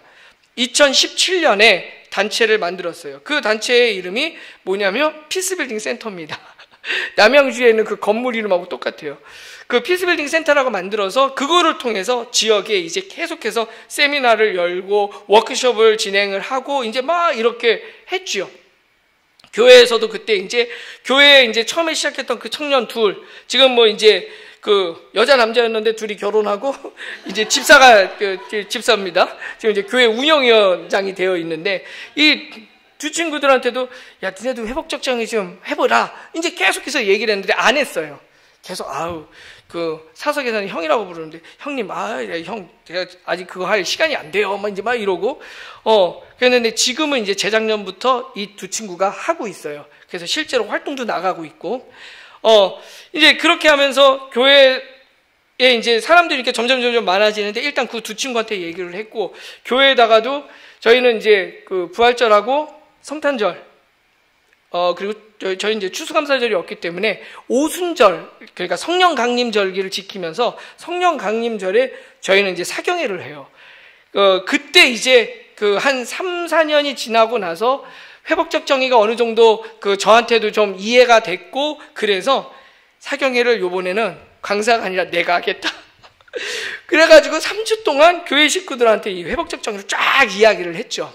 그래서 이제 우리 교회 식구들은 이제 최근에 온 분들 빼고는 다 회복적 정의를 알아요. 어떤 건지. 활동을 안 하더라도 이제 그 내용들은 이제 알고 있죠. 이제 그렇게 해서 이제 교회에다가는 그런 식으로 해서 계속해서 회복적 정의에 대한 이야기를 하고, 알렸고, 같이 활동을 좀 하자, 동네 사람들과 함께 하자라고 이제 이야기를 해서, 얘기를 했는데, 계속해서 이렇게 강하게 얘기는 하진 않았어요. 자발적이 중요하다 보니까, 너희들도 자발적으로 하면 좋겠다, 내가 기다린다라는 마음으로 있었고요. 그러면서 동네에서는 계속해서 도서관을 통해서 회복적 정의 세미나나 이런 것들을 계속 열었죠. 그렇게 열면서 피스빌딩 센터라는 거를 설립을 하게 됐어요. 지역에 있는 엄마들과 함께 비영리 단체로 온 임의단체? 뭐 이제 그거를 고유번호증 나오는 걸 설립을 했고, 그거를 통해서 계속해서 공모 사업을 지원을 해서 회복적 정의를 이제 동네에 알리는 작업들을 계속해서 했습니다. 그것과 함께 뭐를 했냐면 학교는 계속해서 했었어요. 학교 활동은. 학교에서 회복적 정의나 이런 이야기를 하면 CR도 안 먹히는 학교들도 있었지만, 어쨌든 계속해서 이제 운영위원회나 학부모회나 학교폭력, 학폭이나 이런 것들을 계속해서 하고 있었죠. 근데 이게 참 나중에 은혜가 됩니다. 이게 하고 있었던 게. 그래서 계속해서 하고 있었고, 학부모들한테도 계속해서 1대1로 이야기하면서 함께 해봅시다 해서 계속 이제 저희 피스빌딩 센터로 데리고 와서 같이 세미나하고 워크숍하고 그렇게 진행을 했고요. 그렇게 진행을 하다 보니 이분들이 이대로 끝내지 말고 우리가 지역에서 봉사할 수 있으면 좋겠다. 이것을 회복적 정의를 알리고 학교 가서 우리 아이들에게 평화 감수성 교육이라든지 이런 것들을 우리가 좀 했으면 좋겠다라고 이제 욕구들이 생기기 시작을 했고요. 그래서 두빛날의 평화학교라는 거를 만들어서 동네에서 그냥 만든 거예요. 그래가지고 학교에다가 막 이렇게 뿌리고 제가 이제 학부모회에 들어가 있었으니까 그거를 통해서 동네에 있는 지역에 있는 학교들에게 알리고 그래서 초등학교 친구들을 20-30명을 모아가지고 일주일에 한 번씩 그 평화 감수성 훈련들을 시키게 된 거죠. 그래서 이제 두빛날의 평화학교라고 3년 동안 계속해서 이제 진행을 쭉 했다가 코로나 때문에 이제 중단이 되었었고요. 그래서 코로나로 이렇게 중단은 되었지만 그럼에도 계속해서 회복적 정의 활동들을 하고 있었어요. 그러다가 공동체에는 뭐가 항상 있다고 말씀드렸죠? 갈등이 항상 있다고 말씀드렸죠. 드디어 피스빌딩 센터에도 갈등이 찾아왔습니다. 그 갈등은 뭐였냐면 먼저 들어왔었던 그러니까 초창기에 시작했던 분들과 나중에 들어온 분들 사이 두 그룹 사이에 문제가 생겼는데 제가 그걸 몰랐어요. 그걸 몰랐고 이게 아주 골물대로 골랐을 때 이제 제가 그때 알았어요. 그래서 처음에 같이 시작했던 한 분이 이제 이 다음 그룹들을 너희들은 우리 미치야라는 식으로 이분들에게 계속해서 이제 이야기도 하고 그렇게 행동하고 그랬는데 그걸 몰랐는데 나중에 이제 알게 됐죠. 그래서 다 같이 모여서 이야기를 나눕시다라고 이야기를 한 4-5시간을 막 했는데도 그 감정의 골이 좁아지지가 않았어요. 그러면서 이제 뒤에 오셨던 분들이 저희는 너무 좋지만 관장님 이제 목사가 아니라 도서관 관장으로 불렀으니까 관장님 너무 좋지만 우리는 좀 같이 하기 어렵습니다. 그래서 반이 이제 떨어져 나갔어요. 나머지 분들과 함께 그러면서 제가 너무 속상했죠. 회복적 정의를 배웠다는 사람들이 이래? 막 이러면서 너무 화도 나고 속상하고 그리고 제 자신이 너무 부족하다는 걸 이제 그때 느꼈고 그래서 접어버리자 이제 그런 마음도 들었어요. 그래도 있는 분들이랑 좀 더 해볼까? 그리고 그렇게 하는데 결국은 이제 그 문제를 좀 일으켰던 이제 그 분이 마지막에 이제 한 번 더 흔들어 놓고 가버리셨어요, 그냥. 그것 때문에 제가 그때 한 2-3달 정말 절망에 빠졌죠. 야, 이거 계속해서 해야 되는 거야? 초창기부터 이렇게 시작하고 믿어주고 함께 가자라고 얘기했는데 갈 때 가더라도 인사라도 하고 가지 어떻게 이렇게 단칼에 이제 저는 안 합니다라고 그냥 톡 하나 남기고 그냥 다 차단하고 가버리는 거죠. 너무 속상해가지고 한 2달 동안 너무 힘들었는데 어쨌든 이제 그런 게 있었어요. 그래도 저는 이제 계속해서 어쨌든 교회를 맨 처음에 시작할 때도 그랬고 회복적 정의를 나는 이걸 가지고 가겠다. 그리고 하나님이 나를 이걸 만나게 하신 것도 분명히 하나님의 뜻이다. 난 이거대로 간다. 난 이게 복음이라고 생각한다. 하고서 이제 쭉 가는데 이제 혼자서 이제 그런 것들을 계속 가지고 있다가 코로나 이후에 이제 이 이야기는 좀 하면 이제 이 이야기가 좀 길어지기도 하고요. 이거 이제 나중에 시간 되시면 부흥회로 부르시면 와가지고 제가 간증으로 해드리도록 하겠습니다. 어쨌든 중간에 다시 할 수 있는 계기가 좀 생겼어요. 그래서 다시 할 수 있는 계기가 생기면서 그러면 지금까지 있었던 피스빌딩은 접고 시즌2로 새 사람이라는 이름으로 다시 시작하자. 그래가지고 그때 피스빌딩에 있었던 남아있던 사람들이 7명이었는데 그분들을 다 만나가지고 제가 이런 계획이 있습니다. 처음에 했던 것처럼 맨 땅에 헤딩을 하고 다시 시작하고 싶습니다. 그래서 저랑 같이 하실 분들은 남아주시고 그거 아니면 우리 다 흩어집니다. 그래서 다 흩어지기로 하고 몇 월 며칠까지 여러분들의 의사를 해서 저에게 알려주시면 그분들과 함께 시즌2를 시작을 하고 지금까지 있었던 피스빌딩 센터의 물적, 지적 모든 권한은 그 대신에 우리 세 사람에게 다 넘깁시다. 해주시겠습니까? 그래서 다 동의받고 서명 받은 다음에 이제 딱 기다렸는데 네 분이 이제 저를 포함해서 4명이 하겠다라고 이제 하셔서 이게 이제 4년 전에 다시 시작을 했습니다. 다시 시작을 했고 그때 마침 10년짜리 공모 사업이 딱 올랐는데 공무원 그 친구가 전화를 해가지고는 진짜 친구는 아닙니다. 그 공무원 그 주무관이 전화해가지고 관장님 이런 좋은 공모 사업이 있는데 지원해 보시죠. 10년짜리입니다. 그래서 그래요? 그거 언제까지 내면 됩니까? 내일이요. 아유, 공무원 친구들은 왜 이거를 진작 안 나눠주고 꼭 오늘 오후요 또는 내일이요 이럴 때 하는지 모르겠는데 어쨌든 그래가지고 막 해가지고 보냈는데 그 친구가 이제 좀 더 다듬어주고 그래서 이제 그게 됐습니다. 그래서 재작년에 이제 돼서 10년 동안 이제 뭐 2천만 원, 뭐 2천만 원, 뭐 조금씩 줄기는 하지만 10년 동안 이제 계속해서 1억 얼마 정도가 이렇게 지원되는 그 공모 사업이 된 거죠. 그래서 그거를 가지고 이제 그 공모 사업을 진행을 하면서 가장 큰 꼭지가 뭐냐면 회복적 정의를 이제 지역에 알리는 활동들이에요. 그래서 아까 뭐 이재영 원장님을 통해서 이제 와서 그 회복적 정의 이제 전문가 3급 과정을 이제 개설을 해서 진행을 하기도 하고 이제 쭉 그렇게 해서 올해로 이제 그 3급 과정을 진행하는 거는 이제 3년 차가 되었습니다. 그래서 3년 차가 됐고 그 세 사람이라는 것도 이제 4명이 다시 시작을 했다가 지금은 17명이 되어져 있어요. 17명이 되어져 있고 17명 모두가 다 회복적 정의 전문가 3급 과정을 다 이제 수료를 하시고 그 자격증을 가지고 있는 분들이신 거죠.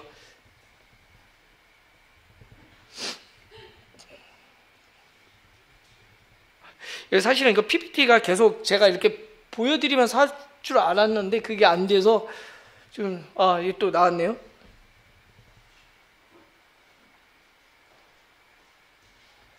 네네네, 여기서 일단 멈춰주시면 좋겠습니다. 이게 지금 저희 그 도서관 공간이기도 하고요. 도서관에 있는 옆에 딸려 있는 더 서드라는 작은 이제 모임할 수 있는 공간인데요. 거기서 세 사람 멤버들이 이제 모여서 그 작년 연말에 한 해를 정리하는 서클을 좀 하고 있는 중이고요. 그 옆에 가족대화 모임이라고 그래서 도서관이잖아요. 사실 이게 교회에서 하면 참 좋은데 교회에서 이거 한다 그러면은 그 다 전도당할 줄 알고 안 와요. 그래서 이제 물론 저희는 도서관이니까 도서관에서 가족대화 모임이라고 해서 이제 제가 이거를 진행을 하면서 신청을 받아가지고 가족들 1년 동안의 생활을 돌아보고 그 다음에 계획을 세우고 할 수 있도록 가족대화 모임을 제가 이제 진행을 합니다. 그래서 이거 이제 광고를 해서 이제 신청 들어오는 분들 해가지고 이제 제가 2시간씩 같이 진행을 해서 이런 진행들을 하고 있고요. 지금 현재. 그리고 회복적 생활교육을 또 뜨는군요. 네, 계속 이거 또 뜨게 해주시면 좋을 것 같아요. 제가 이렇게 넘기는 동안에. 그래서 회복적 정의를 동네에서 어떻게 실천하느냐 그랬을 때 위에 보면 학교를 계속해서 제가 다니고 있었다고 그랬고 학교 활동을 하고 있었다고 말씀을 드렸고 또 그것이 되게 은혜였다라고 말씀드렸던 가장 큰 이유는 회복적 정의 3급 과정을 저는 이제 오랫동안 했고 그렇기 때문에 학교에서 저는 그 했던 사람이기 때문에 언제든지 저한테 요청을 해요. 그런데 다른 분들은 요청을 해도 이분들이 갈 수 있는 명분이 별로 없는 거예요. 제가 이분들도 한 몇 년 하셨어요 라고 얘기해갖고는 학교에 들어갈 수가 없죠. 왜냐하면 회복적 정의 관련한 자격증이 생긴 게 5년밖에 안 됐어요. 그래도 어쨌든 자격증 과정이 생겼기 때문에 이분들에게 이제 자격증을 요구를 하는 거거든요. 그래서 이제 이분들에게 자격증 과정을 듣게 해서 자격을 이제 받았고, 그런데 실제로 이분들이 활동할 수 있는 공간은 없잖아요. 내가 3급 자격이 있다고 해서 제가 할게요. 그리고 학교 가가지고 제가 할게요 한다고 해가지고 해줄 수 있는 게 아니니까. 그런데 감사하게도 제가 한 10년 동안 동네에서 여러 학교를 다니면서 학교에서 우리 아이들이 다녔던 학교지만 그 학교에서 여러 가지 활동들을 하고 학부모회나 운영위원회나 학폭이나 이런 것들을 쭉 하면서 여러 학교들하고 인간적인 이렇게 연결이 되었었거든요. 그래서 이제 그거를 통해서 교육청이나 부천시청이나 또 그 주변에 있는 청소년 단체들이나 이런 데랑 계속해서 이제 교류가 있었기 때문에 그것들을 통해서 이런 것들이 있습니다라고 이제 알리게 됐고, 학교 같은 경우는 저뿐만이 아니라 교육청 차원에서 이제 회복적 정의, 회복적 생활교육이라는 이름으로 학교 선생님들의 연수나 이런 것들이 진행이 됐기 때문에 학교에서는 이제 회복적 정의를 어느 정도 알고 있었고, 그리고 지역에서 피스빌딩 센터 세 사람이라는 그 단체가 회복적 생활교육을 하고 있는 단체가 있으니까 학교와 이게 자연스럽게 매칭이 됐어요. 그래서 회복적 정의 그 전문가 3급 과정을 공부하신 분들이 저랑 같이 제가 이제 훈련을 더 시켜서 이분들을 이제 학교에 나가게 하는 거죠. 지금 떠 있는 요 그림이 지난주에 그 동네에 있는 소사중학교하고 소사고등학교에 가서 교사 연수를 했던 모습입니다. 그래서 제가 이제 교사 연수를 하고 또 그리고 그 옆에 그 다음에 있는 사진처럼 이렇게 교사들과 함께 이제 서클을 진행을 하면서 새 학기를 세우죠. 그래서 새 학기 교사 세움 서클, 그래서 이렇게 시간을 갖기도 하고요. 또 이건 작년에 아마 작년 연말 사진인데, 이렇게 그 세 사람에서 회복적 정의를 공부하고 3급 과정을 이제 얻은 그 활동 회원들이 학교에 들어가서 이렇게 학급에 들어가서 활동을 하고 있는 그런 모습들입니다. 그렇게 되면서 자연스럽게 이 그 세 사람이라는 이 세 사람이라는 단체와 학교가 이제 MOU를 맺어서 회복적 생활교육을 지속적으로 1년 단위로 같이 계획을 세워서 학교에 계속 들어가기도 하고요.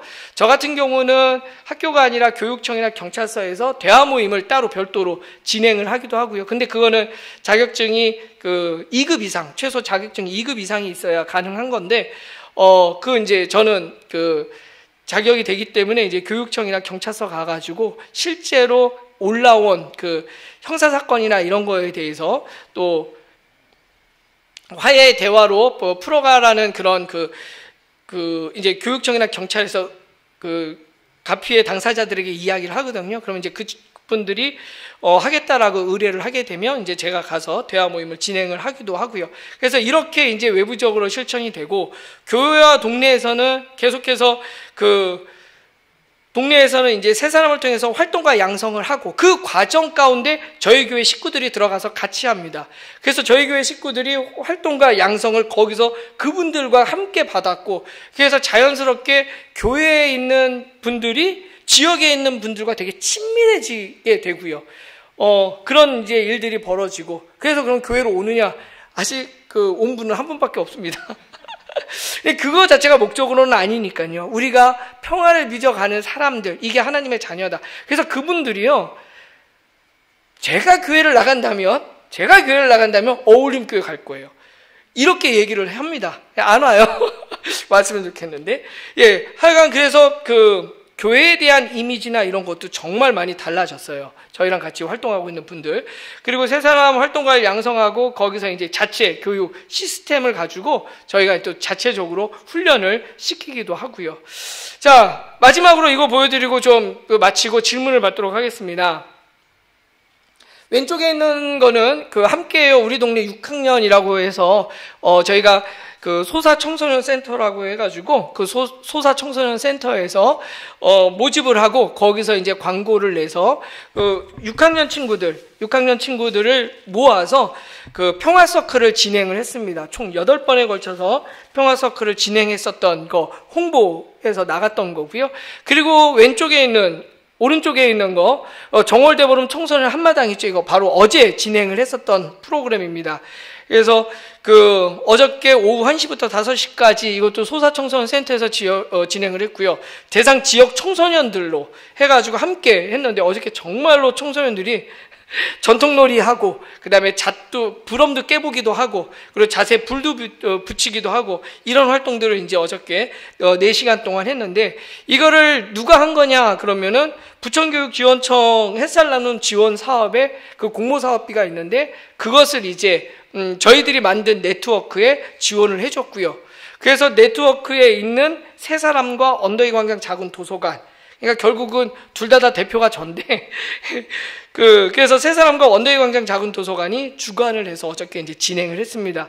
이것들을 통해서 계속해서 아이들 그리고 지역 분들에게 회복적 정의를 말씀을 드리고, 그리고 이 회복적 정의에서 이야기하는 그 가치들, 상호 존중하고 책임과 배려를 가지고 건강하고 안전한 공동체를 만들어가는 그 활동들, 이걸 계속해서 하고 있습니다. 그래서 이런 일들이 그러면은 교회하고 어떤 관련이 있느냐? 어떤 분들은 그거 하면 교회에 사람들이 많이 와요? 이 질문을 많이 합니다. 저한테도 와가지고 이 질문을 되게 많이 하거든요. 그래서 저는 그래요. 교회로 오지는 않는데 교회가 글로 가요. 라는 얘기는 해요. 교회에 와서 예배 드리는 친구들은, 이것 때문에 오는 친구들은 극히 없지만 그 대신에 우리가 갔을 때 다 받아준다는 거예요. 그리고 하나님이라는 이야기를 직접적으로는 하진 않지만 그분들이 나중에는 물어봐요. 교회가 어디 있어요부터 시작해서 목사님이시죠? 물어보고 여러 가지 이야기를 하고, 교회를 간다라면 빨리 왔으면 좋겠는데, 교회를 간다면 우리 교회 어울림을 가겠습니다라는 그런 이야기도 하고. 그런데 그거보다도, 그런 말보다도 이 사람들이 어떻게 사는 게 진짜 제대로 살아가는 그리스도인들이 있구나라는 걸 알게 된다는 거죠. 보게 된다는, 그게 너무 감사하고요. 힘들고 어려워도 그런 분들의 말 한마디가 되게 고맙고, 그리고 무엇보다도 그렇게 함으로 인해서 그 지역이 안전하고 평화롭게 되어지면 그 혜택을 누가 받느냐? 바로 우리 아이들이 받는다는 거죠. 너무 좋은 거예요. 그래서 우리 교회의 그 꼬맹이 친구들이 동네를 막 다니더라도 어떤 갈등이 생겼을 때 어떤 놈이야 하고 꿀밤 때리는 게 아니라 무슨 일이 있었니? 너 그래서 어떤 마음은 어때? 이렇게 만져줄 수 있는 어른들이 있다는 거죠. 너무나 좋은 거 아닙니까? 교회로 왔는데 교회에서 만나는 어른들이 그렇게 얘기해 주는 거예요.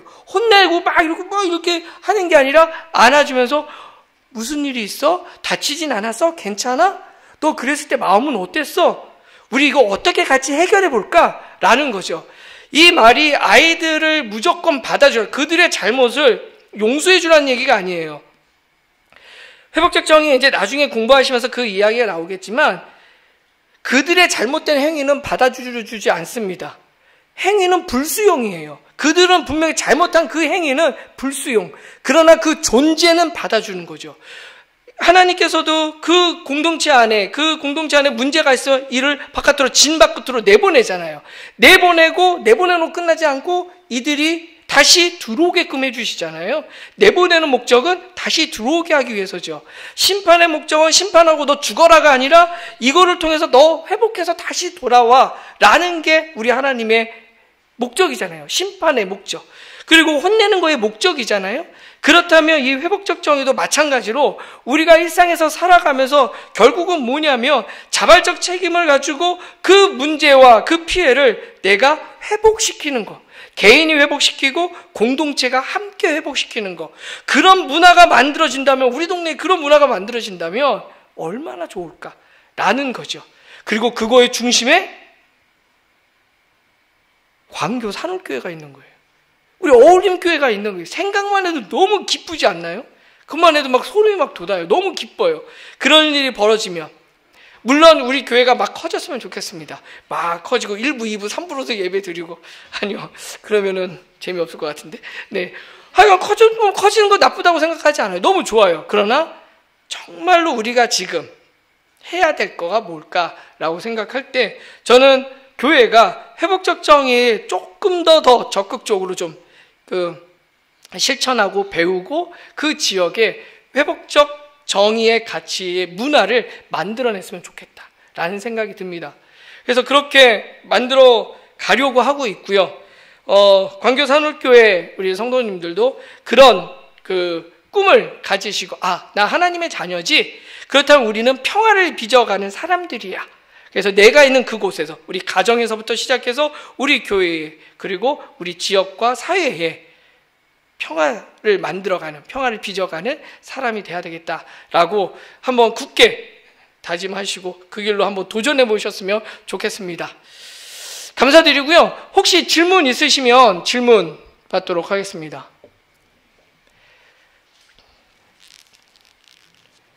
제가 늦게 시작했지만 끝나는 시간은 정확하게 지킨 것 같습니다. 1시간 반.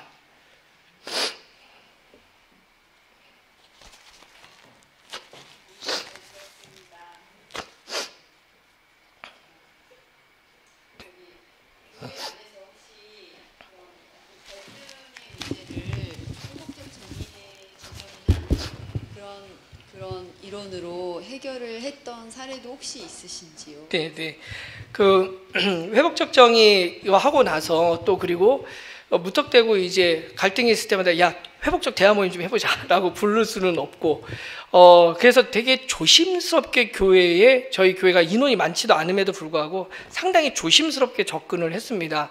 그래서 그 첫 번째는 이런 회복적 정의라는 게 있으니까 한번 들어보자라고 계속해서 권했고, 그리고 그 중에 몇 명이 이제 그거를 듣고 나서 전문가 과정까지 듣고 싶어요. 그래서 이제 연결이 돼서 전문가 과정을 들었고, 그렇게 들은 친구들이 이제 같이 훈련을 하고 나서 이 친구들이 모임을 진행을 하고 있어요. 지금 교회에서.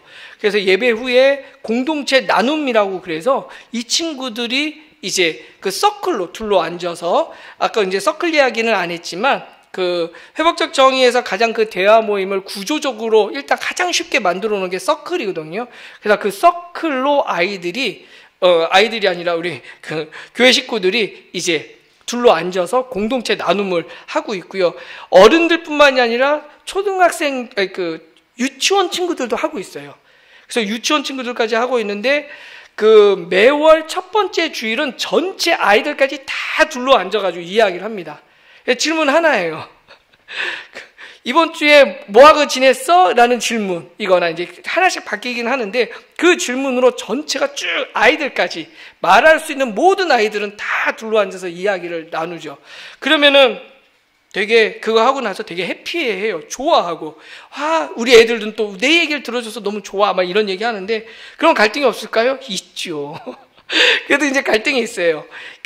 일단은 이제 회복적 정의를 이제 알고 있기 때문에 갈등이 생겼을 때 그걸 그냥 막 눌러놓지 않고 가서 잘 이야기를 합니다. 또 너가 그랬을 때, 우리 애들도 그래요. 오늘 선우하고 이제 시완이하고 있다가 밥을 먹을 때 약간 좀 투닥투닥 거렸거든요. 그랬더니 선우라는 친구가 너가 아까 그렇게 해서 내가 되게 화가 났어. 라고 이제 그렇게 얘기를 해요. 그러니까 얘가 화가 났어? 나 너가 화가 난지 몰랐어. 그러니까 얘가 그러니까는 앞으로 그럴 때는 너 그거 하지 마. 그러니까 얘가 알았어. 안 할게. 그 뒤에서 이제 엄마 아빠들이 이제 보고 있는 거죠. 우리한테 뭐 이런 게 안 하고 보고 있고. 그리고 그러니까 어른들에는 그렇게 크게 갈등은 없었던 것 같고요. 어른들도 그런 사소한 갈등이 생기며 갈등이 커지기 전에 이렇게 대화를 시도를 하고요. 만약에 저한테 이제 가끔 어떤 A라는 집사가 이런 일이 있는데 목사님이 좀 이야기를 좀 해주셔야 될 것 같아요. 라고 얘기하며 제가 이제 만나서 이제 이야기를 나누죠. 그래서 회복적 질문을 던지고 그래서 어떤 일이 있었는지 물어보고 그것으로 인해서 누가 혹시 영향받은 건 없다고 생각하냐? 그러면 글쎄요 없는 것 같은데 만약에 있다면 그 친구가 그래서 그럼 그 친구가 그러면 어땠을 것 같냐고 물어보고 그래서 그 친구가 만약에 힘들어하거나 그렇다면 너가 어떻게 해줄 수 있겠냐? 이제 그렇게 이제 이야기를 해서 풀어가죠. 그러면은 웬만한 것들은 이제 그리고 해결이 되고, 만약에 이제 아직까지 심각하게 싸워서 둘을 불러다 놓고 함께 대화 모임을 진행한 적은 없었어요. 아직 그렇게까지 그런 큰 문제는. 근데 보통은 이제 그 정도 차원에서 저희 교회 식구들은 좀 해결이 된 것 같고요. 광교산울교회처럼 이렇게 인원이 많아지면 그런 일도 더 많을 수 있겠죠. 공동체가 커지면. 예, 갈등의 숫자는 더 많아질 테니까. 네.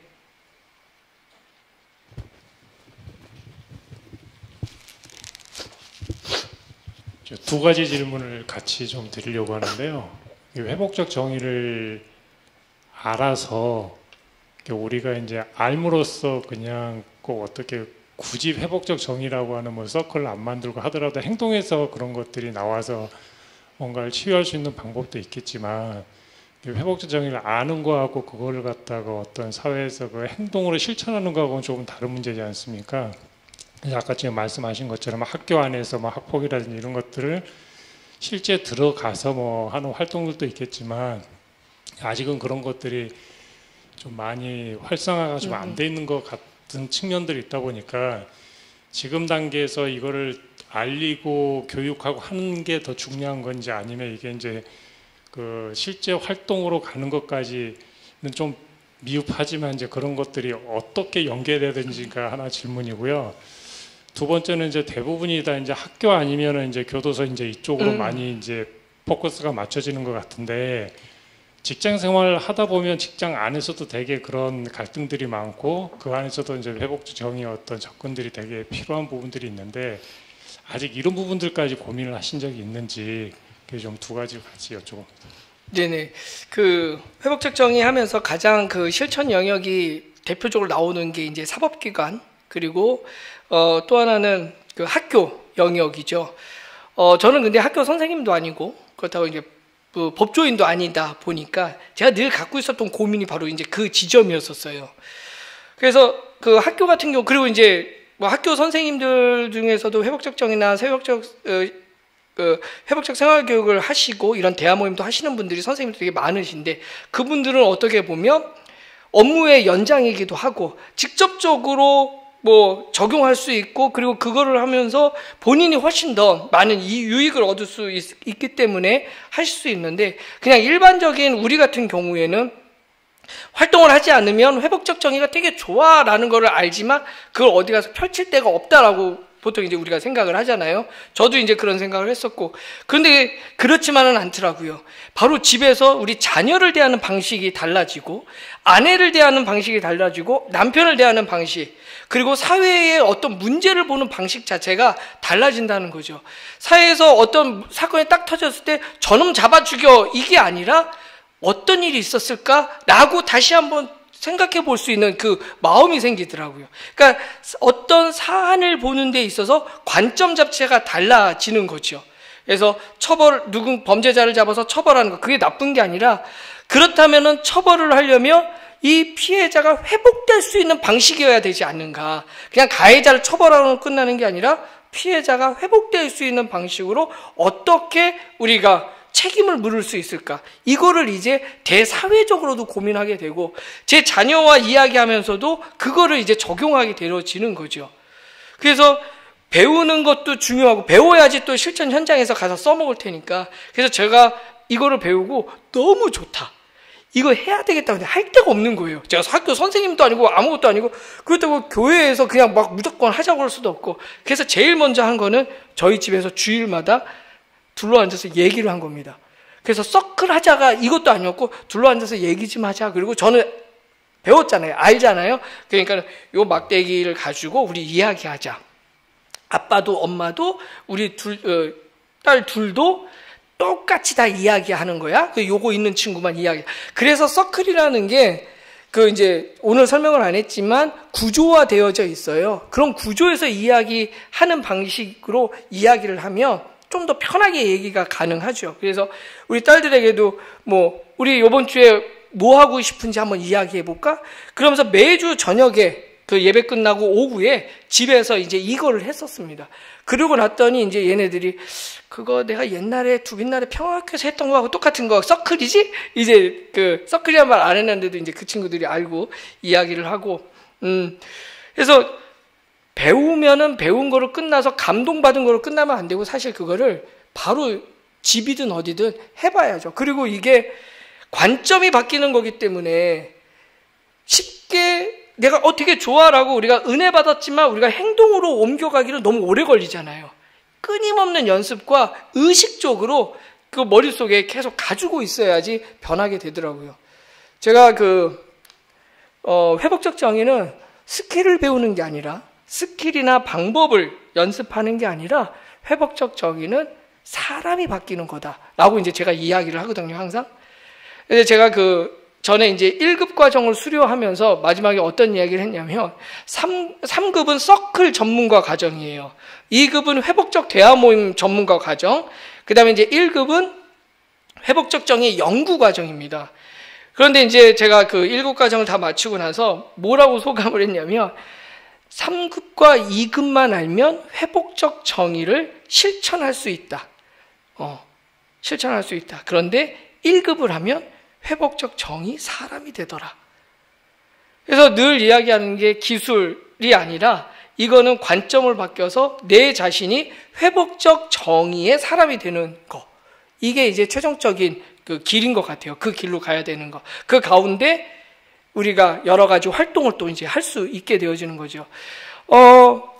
가끔씩 이제 요청이 들어와서 가는 데가 어디냐면, 학교가 아니어도 방금 말씀하신 대로 회사, 어떤 부서, 부서에 여러 명들이 있잖아요. 그러면 갈등이 생겼을 때 딱 들어가면 이미 저 사람 갈등 해결하러 왔나 보다라고 봐요. 그런데 그게 아니라 갈등이 없었을 때 하기 시작을 하는 거죠.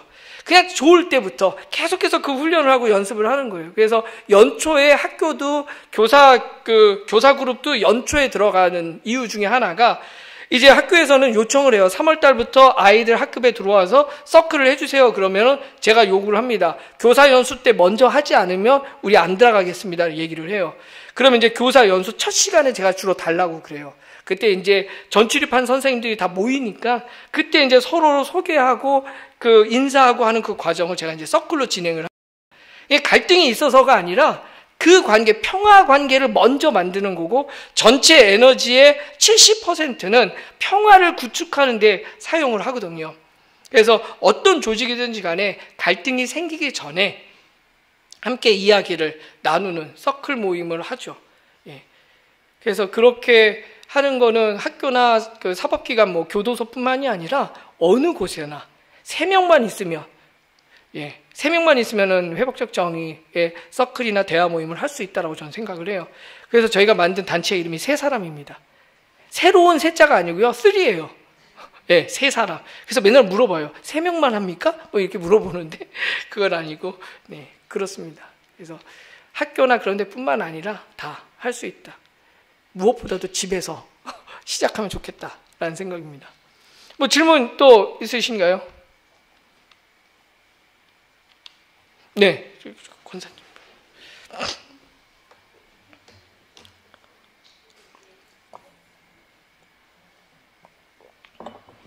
활동 영역이요.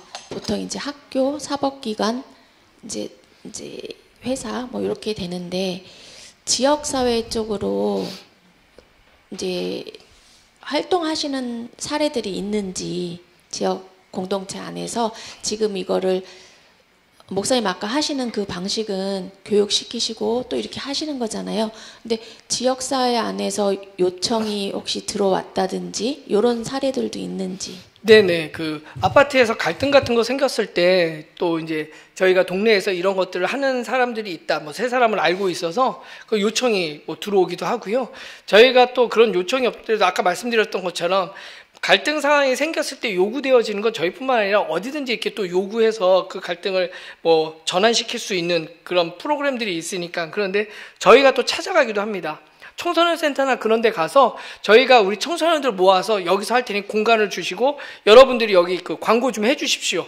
그래서 아까 말씀드렸었던 것처럼 함께해요. 뭐 우리 동네 6학년 응답하라. 이런 게 바로 그런 개념들이에요. 그래서 학교에 반에 반장 부반장이 있잖아요. 회장 부회장. 얘네들이 2명인데 요즘에 학급 수가 워낙 적으니까 한 학년 해봐야 10명밖에 안 돼요. 5개 반이어도. 그럼 걔네들을 쭉 부르는 거죠. 불러서 함께 이야기하고. 그래서 반장으로서 부반장으로서 힘든 건 뭔지 이런 것들을 내 이야기도 하지만 다른 친구의 이야기를 또 이렇게 듣고 그래서 그렇게 이제 저희가 이제 적극적으로 나가서 하기도 하고 또 문제가 생겼을 때는 요청을 하기도 하죠. 해달라고. 그러니까 자기가 창조하기 나름인 것 같아요. 그래서 저는 지금 우리 교회 친구 중에 하나가 이제 이거를 한번 꾸준히 해보고 싶다라고 하는 친구가 있어서 그 친구가 이제 장교 출신이거든요. 그래서 그 친구한테 이거 훈련소에서 이 과정이 있으면 진짜 좋겠다. 너는 장교 출신이고 인사장교? 거기 출신인데 그러니까 너가 한번 아는 이렇게 선배들 있고 그러니까 이거 훈련소에서 너 한번 들어가서 해봐라. 넌 군인 출신이니까. 저는 이제 그렇게도 이제 이야기를 하거든요. 그래서 괜찮겠네요. 막 이러더라고요. 저는 뭐 교회에서 어디든지 할 수 있고, 하여간 3-4명만 모여 있으면 주님이 계시다고 하신 것처럼 우리도 가서 이렇게 평화롭게 대화 모임을 이끌 수 있죠. 네. 뭐 여기 손 권사님 제가 먼저 저 바로 좀 직접적으로 뭐 저희 직장인들에 해당되는 내용일 수도 있는데 사실 이제 저희가 뭐 하나님의 자녀인 교회를 다니는 분들도 있고 일반 사회인들도 있고 비그리스도인도 있는 이런 조직이나 직장에서 보면 어떤 평화의 공동체는 아니잖아요. 직장이라는 것이 어떻게 성과를 내고 그나마 이제 모여 있는 그룹에서 평화적으로 좀 화합하면서 지낼 수도 있지만 보면 항상 문제가 있는 사람들이 있습니다. 이 보면 이제 뭐 군대에서도 그런 게 있고 그러다 보면 이제 조직의 어떤 분위기를 흐리는 형태들이 상당히 있는데 이제 어떤 관리자 입장에서 그런 사람들을 그리스도인이 품어야 되고 이런 상황이지만 대다수의 조직인들은 이제 그 조직을 해치는 분위기를 망치는 사람이다 보니까 어떤 경우 이런 사람을 받아야 되냐 아니면 딴 데를 보내야 되나 이런 아주 힘든 상황들이 많이 발생을 하는데 어떤 때는 이제 그런 사람들이 안 들어와도 좋다는 판단이 되지만 그리스도인 입장에서는 그런 사람들도 품어야 되지 않을까 이런 고민들이 상당히 많거든요. 과연 그게 무슨 어떤 게 이제 정답인지 모르지만 저는 이제 시편에도 보면 의인 악인이라는 표현이 있듯이 정말 악인들이 있는 건가 이런 고민을 할 때도 있거든요. 그런데 이제 최고의 선은 사랑이잖아요. 그리고 품어야 되는데 그런 고민들이 있을 때 이 회복적 정의를 어떻게 적용해야 될지 상당히 어려운 질문일 수도 있을 것 같습니다. 그래서 그 부분에 대한 어떤 경험이나 사례, 뭐 충고 이런 것들을 해주시면 좋을 것 같습니다. 하나 되는 게 어렵다고. 그래서 성경에서도 계속 하나 되라 그런다라고 말씀을 드렸는데요. 정말 쉽지 않죠. 그런데 이제 교회 공동체라고 해서 계속해서 품고 갈 수는 없는 경우도 있죠. 때로는 이렇게 내쳐야 되는 경우도 있을 텐데 그걸 그 공동체에서 또 어떻게 판단하고 결정하느냐에 따라서 좀 다를 것 같습니다. 근데 그 과정에 이르기까지, 그러니까 방금 말씀하신 것처럼 내치는 경우 또는 아니면 그냥 끌어안고 같이 가는 경우, 그거를 결정하는 게 아니라 거기까지 가기까지 그 공동체 전체가 그 문제를 함께 고민하는 게 회복적 정의의 포커스인 거죠. 그러니까는 결론적으로 얘를 내칠 거냐 말 거냐가 아니라 내쳐야 될 것, 내치는 결론이 나올 수도 있고 아니면 품는 결론이 나올 수도 있는데 그 결론을 가기까지 공동체 전체가 함께 고민하는 게 회복적 정의예요. 예, 어떤 결과를 도출한다기보다. 그래서 저희가 이제 대화 모임 같은 거를 진행하게 되면 사전에 이제 가피해자를 만나서 사전에 대화 모임을 하고 이분들이 함께 만나겠다고 했을 때 이제 이 두 분들이 만나서 대화를 하게 하는데 직접적으로 대화하는 게 아니라 저랑 대화를 이렇게 하는 거를 듣는 거죠. 이렇게. 그래서 간접적인 대화 방식으로 대화 모임을 하는데 그럼 대화 모임을 하면 다 해결되느냐? 많은 경우에 해결이 됩니다. 그러나 해결되지 않는 경우도 있어요. 그런데 해결되지 않는 경우에 그러면 잘못된 거냐? 아니요. 그 결렬이 되는 과정까지 가는 동안에 이미 거기서 많은 것들을 배우고 알고 깨닫게 되죠. 결론적으로 화해가 되면 참 좋지만 화해가 되지 않더라도 그 과정을 간 그거 자체가 이 두 분들이 배우는 거 엄청나게 많이 있어요. 그래서 대부분 많이 좋은 결과로 화해되어지는 결과로 나오지만 그렇지 않다 할지라도 이 과정을 밟은 것 자체가 엄청난 경험들인 거죠. 그래서 그 공동체에서 내쳐야 되느냐 말아야 되느냐 이 문제 자체를 같이 고민할 수 있는 것, 그게 회복적 정의의 가치가 아닐까라는 생각을 합니다. 경우에 따라서는 회사에서는 내쳐야 되는 경우도 생길 수 있죠. 당연히. 그 조직 자체를 와해시키거나 이런 사람을 끊임없이 데리고 갈 수는 없잖아요. 또 교회하고는 또 다르니까. 그리고 교회의 회복적 정의가 알려지기 시작한 거는 사실은 맨 처음에 이 교회에서 교회 베이스를 가지고 있는 회복적 정의이긴 하지만 한국 교회에서 회복적 정의를 하는 교회는 거의 드뭅니다. 올해 그리고 작년 올해 이제 조금 더 우리 교회에다가 회복적 정의를 알리자라고 협회에서도 이제 좀 마음을 먹고 있는 거고 저도 이제 계속해서 부담을 갖고 있었던 게 그거고 그래서 이제 교회마다 좀 알리려고 되게 애를 쓰고 있는 거고요. 그래서 교회가 많이 알고 있지는 않습니다, 지금. 그래도 이제 광교 산울교회는 많이 알고 있는 편인 거고요. 예. 대답이 잘 됐는지는 모르겠습니다. 네, 시간이 많이 가서 질문하기가 좀 그런데 일단은 네, 오늘 말씀 잘 들었고요. 이게 우리 사회 어쨌든 평화의 문화를 이렇게 확산해 간다는 측면에서 되게 좋다는 생각이 되게 들고 필요하다는 생각이 드는데, 근데 좀 이거 좀 크게 사회적 문제에도 적용이 가능한 것인지, 예를 들면 잘 못 들었습니다. 크게 사회적 문제에도 적용이 가능한 것인지, 그러니까 사회적 참사들이 계속 끊이지 않고 있고 세월호도 올해가 또 13주기가 되고 있고, 그리고 이제 이태원 참사도 벌써 1주기를 넘겨서 또 두 번째 해를 맞이하는 상황인데, 이런 어떤 사회적 참사 같은 문제에 이 회복적 정의를 적용하는 것이 가능한지, 어떻게 적용할 수 있는지, 어떤 해법을 우리가 갖고 올 수 있는지, 이런 것도 좀 궁금합니다. 네네. 그 사회적 참사나 이런 데서도 회복적 정의가 들어가서 좀 하려고 애를 쓰는데 한국 사회에서는 사실 전반적으로 이제 그게 좀 어렵죠. 남아공의 화해 진실 평화위원회라고 해서 이들이 이제 그 전제가 있었죠. 고백하면 사면하겠다라는 전제에 이들이 진실을 얘기하고 고백하면 사면해주고 그 공동체로 받아들여졌던 것들. 그래서 이제 남아공의 만델라와 함께 이제 했었던 그런 게 있었는데, 한국에서도 5.18 이렇게 공식적으로 그 회복적 정의 그 안에 들어와서 우리가 이 사회적 참사 이 문제에 대해서 제대로 애도하고 슬퍼하고 책임자에 대한 책임을 묻고 이렇게 하자라고 공식적으로 되어서 진행되어진 건 없지만, 작은 그룹에서, 그러니까는 뭐 개인적으로라든지, 그래서 부천에 이제 계시는 분이긴 한데 5.18 때 이제 그 진압군 쪽에 있었던 분이세요. 이제 그분이 이제 자기의 이 이야기를 하고 그걸로 인해서 피해 받은 분들에게 직접적인 건 아니지만 그들에게 용서를 구하고 이런 일들이 있었거든요. 그래서 그 사법적으로나 학교뿐만이 아니라 사실은 한국 사회에서 사회적 참사를 어떻게 바라볼 거고 제대로 된 책임 규명과 함께 제대로 애도를 해야 되는 거, 이거의 회복적 정의가 되게 중요하죠. 그래서 저는 이제 또 개인적으로 목사이다 보니 장례나 이런 것들을 많이 치르게 되잖아요. 그러면서 지금 이제 고민하고 있는 게 한국의 이 장례 문화와 제대로 된 애도 문화를 좀 만들었으면 좋겠다. 회복적 정의라는 관점에서. 우리 3일 장례 딱 치르고선 그냥 끝내버리잖아요. 그 과정 자체도 되게 비기독교적인 것들이 너무나 많이 있고, 그런데 이걸 회복적인 관점을 갖고 와서 이분의 인생을 좀 제대로 정리하고 떠나보낼 수 있게 좀 했으면 좋겠다. 이게 저한테는 이게 또 하나의 이제 숙제이기도 한데, 이게 사회적 참사에서도 당연히 필요하죠. 그리고 그걸 위해서 되게 애쓰고 있습니다. 그래서 이런 분들이, 권사님 같은 분이 같이 우리 좀 자리를 마련합시다 이렇게 되면 정말 좋을 것 같아요. 네.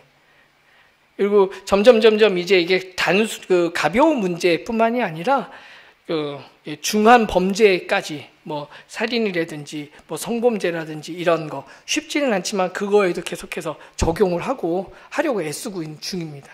네.